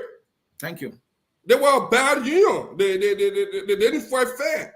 So, but we're not celebrating because they lose. We're celebrating that their ego have been deflected now. Common sense will prevail within the opposition. And now we can go on to form a better union and take on this corrupt kakistocracy that is going on in Liberia. Thank you. And Dennis, I wanted to say something about this, Lofa being a traditional player. I know absolutely nothing about Lofa, but I want to agree with Ahmed that, things are changing. The last time I was in my hometown of Southtown, nearly 80% of all the chiefs were all young people. I don't know for Lofa, but in the Southeast now, most of the chiefs are young people. Things are changing. I just wanted to throw that in there. Aliyu, what is your take? Based on the election, what will be the implication? What do you see as the implication on 2023? Let me just say this. To think that anywhere in Liberia, people do not vote based on the tradition of their heritage or their tribe, then they must just be joking. If you were to have an election in Liberia today with George Weah running, George Weah will win the Southeast. Period. It doesn't matter what demographic of age is primary or town chief. That's just a bottom line. If a crew man was running against a Loma man from Lofa Country will vote the Loma man. Let's not even play any kind of nyama with that. But let's talk about this. Wait a minute. George Weah won JNB in Niamba Bopolu. In Niamba Bapolu. Again, I said Lofa. Okay. But that's the same I tradition. didn't That's the say same nearby tradition. Lofa. I said Lofa. Yeah, Isn't you that the said same tradition? if George Weah will always win the Southeast. So Yeah, why Bapolo did used to be lower Lofa. So Bapolo used to be you Lofa? So why didn't part of Baka win Bapolo in anyway, Bapolo? yeah. And Ali, you have to actually qualify that to say most. Ali, you have to say Ali, you have to say most, and we have to correct the record because not everybody in the Southeast voted for President Weah. I am challenging you again. I specifically spoke. I am challenging you that if elections were held today, I'm not talking about the relationship between Bapolo and Lofa. The relationship between Bapolo and Lofa, yes, they're the same people. However, it's Bapolo and it's Lofa. What I'm telling you is if elections were held today, George Weah will win the Southeast. But that's 5 counties. Come on, hold on. You're talking about 5 counties, right? You said George will win all 5 counties. But you are saying JMB cannot win Bapolo. So reconcile. You are George Weah is from Grand Prix. You're not telling me what I said. I am telling you what I'm saying. The George Weah will win all the 12 counties in the Southeast, flat down. There are 12 counties Southeast, but anyway. I'm sorry. What did I say? 12 counties. Yeah, Win all the counties in the Southeast. So if I misspoke. I corrected myself. I know they're not 12 counties in the Southeast, but the George Weah win all the counties in the Southeast. Just take it now and write it down, and then tell me what happens in 2023. I want to answer your question. Just allow me to answer your question. I'll put it out there, okay? Bapolo is a little more diverse than Lofa. When I say diversity, I'm not talking about different tribes and stuff. I'm talking about in terms of different civilizations. But let me just say that doesn't make sense to me. No, but go ahead. I understand. That's your opinion. He is saying all the 5 counties are the same, but when it comes to Bapolo and Lofa, they are different. But go ahead. Listen. No, we're doing argument behind the scenes. Okay, let's get to the real issue. Let's speak for the audience right now. I know where you people coming from with this thing. Okay, but I threw my challenge out there, and we wait for 2023, and then come back to me and say I lied. Okay. What I was trying to say here is, before I answer your question, Joseph Yuma Buckeyes and Arizona Cummings will never be on the same ticket in any election. That's just the bottom line. It will be somebody else, not Alice Cummings. So ANC can celebrate all they want. Instead of fighting CDC, they're fighting Buckeyes. Let them continue with that. We're not worried about that. But no, let me tell you something. Whatever and how is that going to help either one of them? But listen, we're in a race. He had ambition to become president. Joseph Boca wants to become president. He go out there, plead his case, and wins if he can win. Thank you. Joseph Boca goes out there, plead his case. If he can win, he wins. Thank you. But you are not allowing me to make my point. I have not even made my point. Okay. Go ahead. The implication of 2023 quickly. Okay. The implication of 2023, if you're looking at the Lofa factor, it has nothing, absolutely nothing is going to change. What we are looking at right now is to continue to increase our grip on Montserrado County. We know we have a very strong prospect in Lamberto County, and now we're looking at Nimba County. We're looking at outside of Lofa County. As far as who's going to vote for Joseph Buckeyes first before anything we know is going to be Lofa County. So whatever happens in 2023 will depend on how much we widen and broaden our horizon. That's the focus. The focus is not on Lofa. My brother in studio there for the Jalla camp will tell you that. It's not the focus. Thank you. Thank you. Mr. Patel, let's look at 2023 based on the election. Any bearing? So many dimensions here. And depending on the type of mindset you have, you will be able to see what is going to come out of 2023. But let's remember the two presumed leading presidential candidates have pinned their hopes on Lofa at the moment, based on what we see. Let's not forget that. Even though Lofa alone does not make the president, but in Liberia, in America here, we have certain states when we know that when they speak, we know that something is going to happen. So at the moment, they've made Lofa County the epicenter of their campaign comes 2023. Now, with that being said, it's also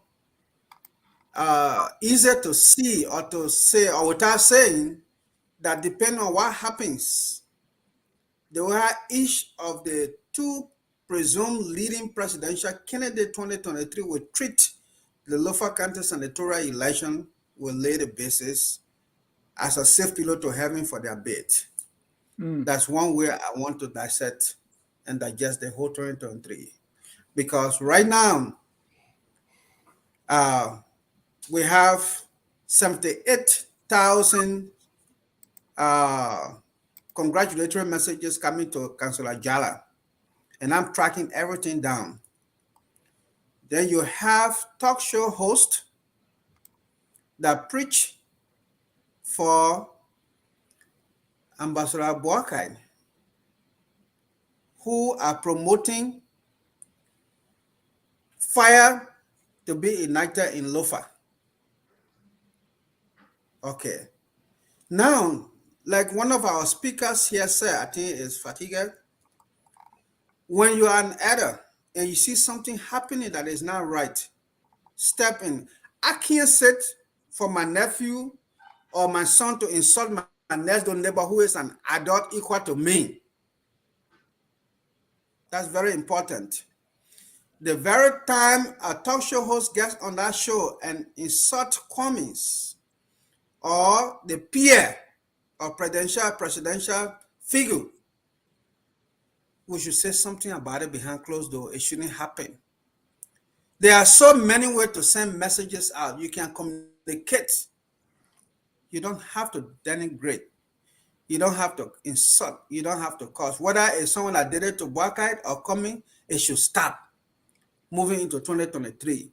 But again, I see Lofa as the epicenter because everybody who talks about Joseph Boakai's presidency, they say he's from Lofa. Let's see what Lofa people will do.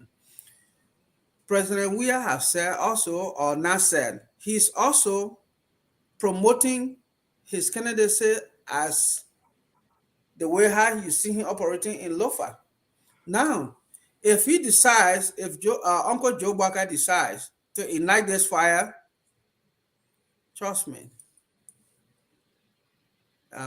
again, I will restrain myself from any definite statement because right now, the next headline will not come from me because I want to devote myself completely from my brother's function as a senator-elect for Lofa. I'm openly inviting you to the hour of politics, so you'll be making some definite statement because that's where we make them.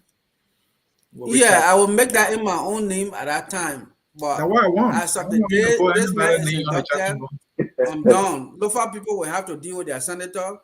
I will not be the one officially reacting on his behalf any longer. I did that when there was nobody around, and the campaign grew from 2011. Now it got bigger. So he's in the hands of the people of Lofa and Liberia. They can deal with him that they are man now. My job is over. Mr. Patel, you are saying JNB did not stop talk show hosts from insulting Mr. Cummings. JNB is not stopping. And when I'm misquoting you, just let me know. JNB, I will wait till you end your question. Yeah, you are also saying JNB is not stopping. Let me finish. JNB is not stopping other talk show hosts from igniting fire in Lofa. And if that continues, JNB is definitely going to lose 2023. And Dennis, I don't like they're beating around the bush. He's saying JNB is not stopping Henry Pedro Costa. What are you people cowards or what? No, I mean I'm quoting him. I don't want someone come tomorrow and rob me into dust, tobacco, and smoke me because are you afraid? I want to help. I read it all along from 2011 or 2017. I've been trying to help, but I got my cup full. But you are an editor. And what I'm seeing at this reach time, out to Henry. You are an editor. Have you tried to reach out to Let Henry? it end the first one. Is it what you are saying? What I quoted? Is it what you are saying? No, you added and you made some make your subtraction. It's okay. That's your job. It's your job to dig and dig deeper. I appreciate that. It is my job to be a little precise on what I'm trying to get out. And The it's my message job here, I to call want the it political to be actors helpful. names. They are politicians. I want to make sure that Lofa is, at the end of the day, whatever I say is useful and helpful to Lofa and Liberia. Thank you. Let me go to Mr. Admin So, Salif. no, I haven't said anything yet, or you done with me? Oh, go ahead, conclude, because we want to know the implication Okay. of 2023. But the implications are there. When everybody see you as an elder statesman, you have to be seen, I think, as such. Someone said on this show that Ellen knew how to make string bear fellows to come together. And somebody was trying to be dismissive of that. But Bwaka is not doing that. Well, when you're doing something, there are ways that you do it for you to get the impact, the desired impact. Okay. And if I would advise my uncle, I don't want to do all of it on this show. I have overstepped some bound during the course of the campaign, and I don't want to do it now. All right, thank you. That is fair enough. So at this point, all I'm saying, there is a need to really step up this game. Because if you say people love you, to go on the Palava hot, he needs to step this game up. He cannot sit and see things breaking down. He has to be proactive. Thank you. Amen. You see. Amen, you are muted. Go ahead. I didn't realize you were to me already. So the question impact, I said in the beginning, this was a multi-dimensional election, and it was a proxy election. I've been saying that for the longest. That yes, Lofa County senatorial by-election as a result of the Samuka incident. However, it was a proxy election for CDC to test out. And also basically push the Baka Unity Party folks to kind of see where the strengths lie and things like that. So yeah, definitely will have implications for 2023. In some of given some of the dynamics we're seeing here. But what I have a lot of questions that this election, I guess, has provoked for me since yesterday we did a tough talking. Big picture for Liberia, big picture for governance. Who are we really? How do we select our leaders, our national leaders? How do we view our country and the growth or the lack thereof of our country? As a result, that reflects into the kind of people we elect and the kind of people we put forth as candidates to run for whether it's for the Senate or the lower house. So there are a lot of soul searching that we ought to do because we're in a really tough spot right now, unfortunately. And I'm looking at my notes. I was writing some things down. And the National Elections Commission, we have to fix some things before 2023 if we want to prevent electoral challenges. Because somebody said the whole country, multiple candidates, general elections is very complicated and a difficult process already. So they know that. I'm just throwing that out there so that the power that be can think about how to beef them up, how to really make it robust and conflict proof so that we have a smooth process. Because we've seen some glitches here, right? The delays, the websites, and just a number of things, and the imagery, the perception around the political criminal allegations in the past around the chair and things like that. So there are some things that we have to speak to and make sure that nobody uses anything to justify something. UP has to go back to look for because no one, this Lofa has shown us that some kind of opposition unity will be required. Both Lofa and Monserrato have shown us that some kind of opposition will give them strength, right, to win. It will make the candidates electable. If you don't have that, Cummins can become president without some kind of coalition. Unity Party pocket can become president without some kind of coalition. So again, you want to become president, you have to want to become president. That has all kinds of implications. And George Weah wants to become president, to remain president. It seems to be doing everything that he ought to be doing to remain president. So it's about strategy, it's about thinking, but it's about really working hard, the grand game, money, and all kinds of things. We're not seeing that. Some people are relaxing. They have a sense of entitlement. They have a false belief in some kind of past history and things like that, or professionalism, and so there's all kinds of factors that this election has shown us. What are for those who went in the field, those who contested, and those who didn't go, for everybody in the whole country. Thank you. On that note, gentlemen, thank you so much. We have gone way too much over our time, and we're going to be concluding this. I call my man, the political. I'm not going to close, man. Don't close like that. Yeah, at least 30 seconds to close. We can talk the last words in all that. Just 30 seconds. Mr. Sieh, you can wrap it up. So, are you saying I should close the broadcast? Yeah, let's close. All right. So, folks, this is how we will come to the end of this broadcast. The stage is set for 2023. Waka will be on the battle for sure. Cummings, Tiawan will be there. He's sitting on there already. Wait. Let me cut you off. I hope you're not just canceling the show, because we got some closing point we need to raise. So, are you just shutting the show down now? That's what we're doing, but no. Dennis, I will overrule your decision. Dennis, let me overrule your statement. You can't. Aliu, 30 seconds to close. No, this has gone on for too long. We can't keep dragging it, though. I mean, yeah, no, we're not going to go, but at least we can have our closing statement. Aliu, go ahead. 30 seconds for your closing. Okay, let me just say this again. I want to say congratulations to Omer Buckeye. Congratulations to those who supported Cottonman and those who did not support Cottonman. Lofa County is one. The people of Lofa County are one. Every 6 tribes in Lofa County are interrelated, and let us keep that unity going. The Lofians have spoken. It is time for the Unity Party to go in and make their presence felt. They just won. However, we must also not forget that everyone who was in the race are equally Lofians. And let us also remember that what happened this 2022 happened before, and it happened before. So it will always happen again. It has nothing to do with how much strength Jason Human Broker got and how it will direct the 2023 elections. And I want to say thanks to all the guys on this platform. I enjoy the interaction. Thank you guys so much. Thanks, Focus on Liberia. Thanks for taking the trying at least to exhibit the neutral role. I can't say you're taking the neutral role, but at least exhibiting the neutral role, which is professionalism. I wish stations like SKTV or Spoon TV will learn from this and try to show professionalism as opposed to being a partisan network. And anyone who does not sound like they support Alexander Cummings or the TVC, because SKTV is ANC. How you call it? There's Spoon TV, TVC, and ANC.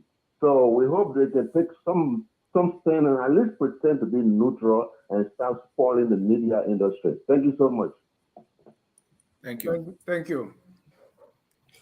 Yeah, all right. So I will close on this. Look, we all love Liberia. I'm sure that's the passion that drives most of us. If Liberia must move forward, we must devote ourselves to doing the right thing. That means hiring competent people, hiring people that are ready for the job on day one. Look, when you look in this race, it's becoming clear, and the evidence are becoming more glaring every day that one person that is not part of the old boys club, that's Mr. Cummings. He has shown consistency. He has shown his ability to. They call him the new man, but this new man that have come have like Jalla. I think he has Jalla his way through Liberian politics. He has slowly but surely reached across every hour and have done everything in his power to something. But it seemed like this organized a group of people that want to maintain the status quo are fighting. And in the opposition, I see, like I said, I've been in several chat rooms with the Unity Party. They have vehemently said that they would never support communists. But it is, and despite everything that we are seeing, that no one person can win. So you cannot be definite when it comes to politics that I can never, world that this would never happen. There is nothing like never in politics. What should unite us? is stronger than what should divide us. We are going against a group of young people that are looting the country like we have never seen before. If you give Georgia another 6 years, we'll go back to where we were before where Ellen took us from. These guys are amassing wealth at the expense of the people, and we stay there talking, and one old man cannot reconcile the fact that he doesn't have the stamina or that exuberance again to run, and he says something. Common sense will prevail, and I know that I still believe in the opposition. I know that time will come, and one of the things that will get us there is for the Unity Party to realize that they alone cannot do it. In Union Strong, success is shown. We won several elections with Jalla and all this stuff, even the Young Woody Kanga, and we can do it again if we come back together. So that arrogance that, we can do it ourselves, it will not fly. They need to get off the high horse, come down to the drawing board. Let's win this election come 2023. Thank you. Mr. Patel. You're closing. Let me disclose a headline information on your show. Thank you. I have received credible information. It's one thing to have electoral dispute and talk about it here and there, but what makes headline out of this is this. And I'm going to be straight on this. William Padaye, a Unity Party stalwart, is organizing demonstration in Monrovia against NEC. It's just simple. I want to release that. That doesn't bother me. But I just wanted to make sure that your network here received the benefit of that disclosure. Thank you. Moving forward, my closing statement, I want to thank Lofa County. Everybody that made contributions, I want to thank them for bringing all this far. I also want to thank the candidates that participated in these elections and those who have begun congratulating and conceding to the winner. I want to specifically thank Uncle Thomas Fala and Moses Colley and the entire CDC team that said, look, this one man here has been beaten too long. We are going to go to his rescue. I want to thank them for that. Finally, my family, anybody who knows any of the Patel brothers, we are very grateful people. Even if you just give us water to drink, we will never forget your kindness, no matter how many wrongs you do to us in return. And Dennis Jack can attest to that. One time I was looking for my daughter in Philadelphia. Everybody could not tell me where she was. And he fought alongside me and gave me that information. Ever since then, our friendship has been strengthened by that. So I just wanted to recognize that, recall that. If you just do us one kindness, we will forever remember that. So I don't care what comes and go. We are very grateful for the help we got. Just an endorsement. And we have done all we could in the past. Not that the people of Lofa did not want us to provide leadership, but the Kuku Jumbuku that was working against us in that Lofa County came to light, which was strategized or transformed into strategy in this election as part of our ground game, because we knew that there were certain places they went and did all the run-in electioneering in Lofa. And then when you can, you get stuck to second place. And knowing where we come from, the background that we have, our connection to Kisi people, our connection to Lama people, there's no way those two tribes would have opposed us based on what we are capable of doing in the country, our leadership that would have provided. So it was just like a complete enigma until we crack it.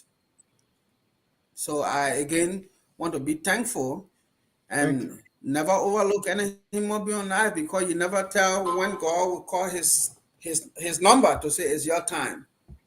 Again, we are not bitter. As a Christian or as a God-fearing family, we just want Lofa to move on. Even if they were to say today, Councillor Jalla, you're not going to be senator again, God forbid, we say let Lofa move on. We want Lofa to be peaceful. Lofa County is very bigger than all of us. And Liberia needs to regain her place in the international community. We have to stop this, what the typical Liberian men call sluku bagbati business. It's not helping the country. You cannot see something that is white and you make it black. Thank you, Mr. Pato. Thank you. Well said. Mr. Ahmed. Well, thank you. I want to thank all of you. I'm tired. I want to also to wrap it up. So I'm glad this is a good place. To be honest with you, the 790 votes, I thought the margin was so close that it was so thin for not taking anything away from anybody, from Councillor Jalla according to NEC. But I was surprised I hadn't heard anything. The news that was just broken right now, I was expecting something like that as soon as NEC announced, because even in the US, in developed democracies, they have thresholds that the result must reach. If it doesn't reach that threshold, it triggers automatic recount and things like that. So I'm not surprised by that news. I hope it doesn't go violent. I hope it's resolved quickly. For me, I'm looking at a bigger picture. As I said earlier, electoral violence are real, and so I will encourage all parties, all sides to just adhere to the law and be respectful of the rule of law and follow, and follow the process to the letter, so that Liberia wins, Lofa wins. At the end of the day, our people are already suffering and struggling, so that we don't have to have any kind of situation where it will bring additional hardship. I'd like to thank you, Focus on Liberia, for this opportunity. My co-panelists, I've learned a lot from you all. It was, I think, a spirited discussion. Thank you so very much. Thank you, Mr. Sieh. And so it was 2020 when all the 15 counties had an opportunity to choose one man or woman to represent each of those counties as a senator. The other counties succeeded, except for Lofa. Lofa chose somebody, though, one of their sons, in person of Samukai. But then there was a legal problem. And so Lofa County had to pay the price, even though they did what they needed to do. Now, the election just ended. Lofa chose somebody according to the National Election Commission. Will Lofa allow that person to represent them so that this long-standing empty seat will be filled for them to get representation? It is Lofa leaders to make that decision. It is Unity Party decision to say, well, we're taking it or we will fight it. Whatever happens, we hope for the best for Lofa to get that representation. And if Jalla maintains that victory, may Jalla say, well, the people of Lofa needs representation. That is how we'll come to the end of the broadcast. Thanks for watching. Focus on Liberia. We always educate, elevate, and promote all things Liberia. Bye-bye, folks. On that note, we end with our song that says, whether you voted for Jalla, for Kotumai, for Sumo, or Momo, we are all Liberians, and we must do whatever it takes to make our country a glorious land of liberty. Have a good night. We are Liberians.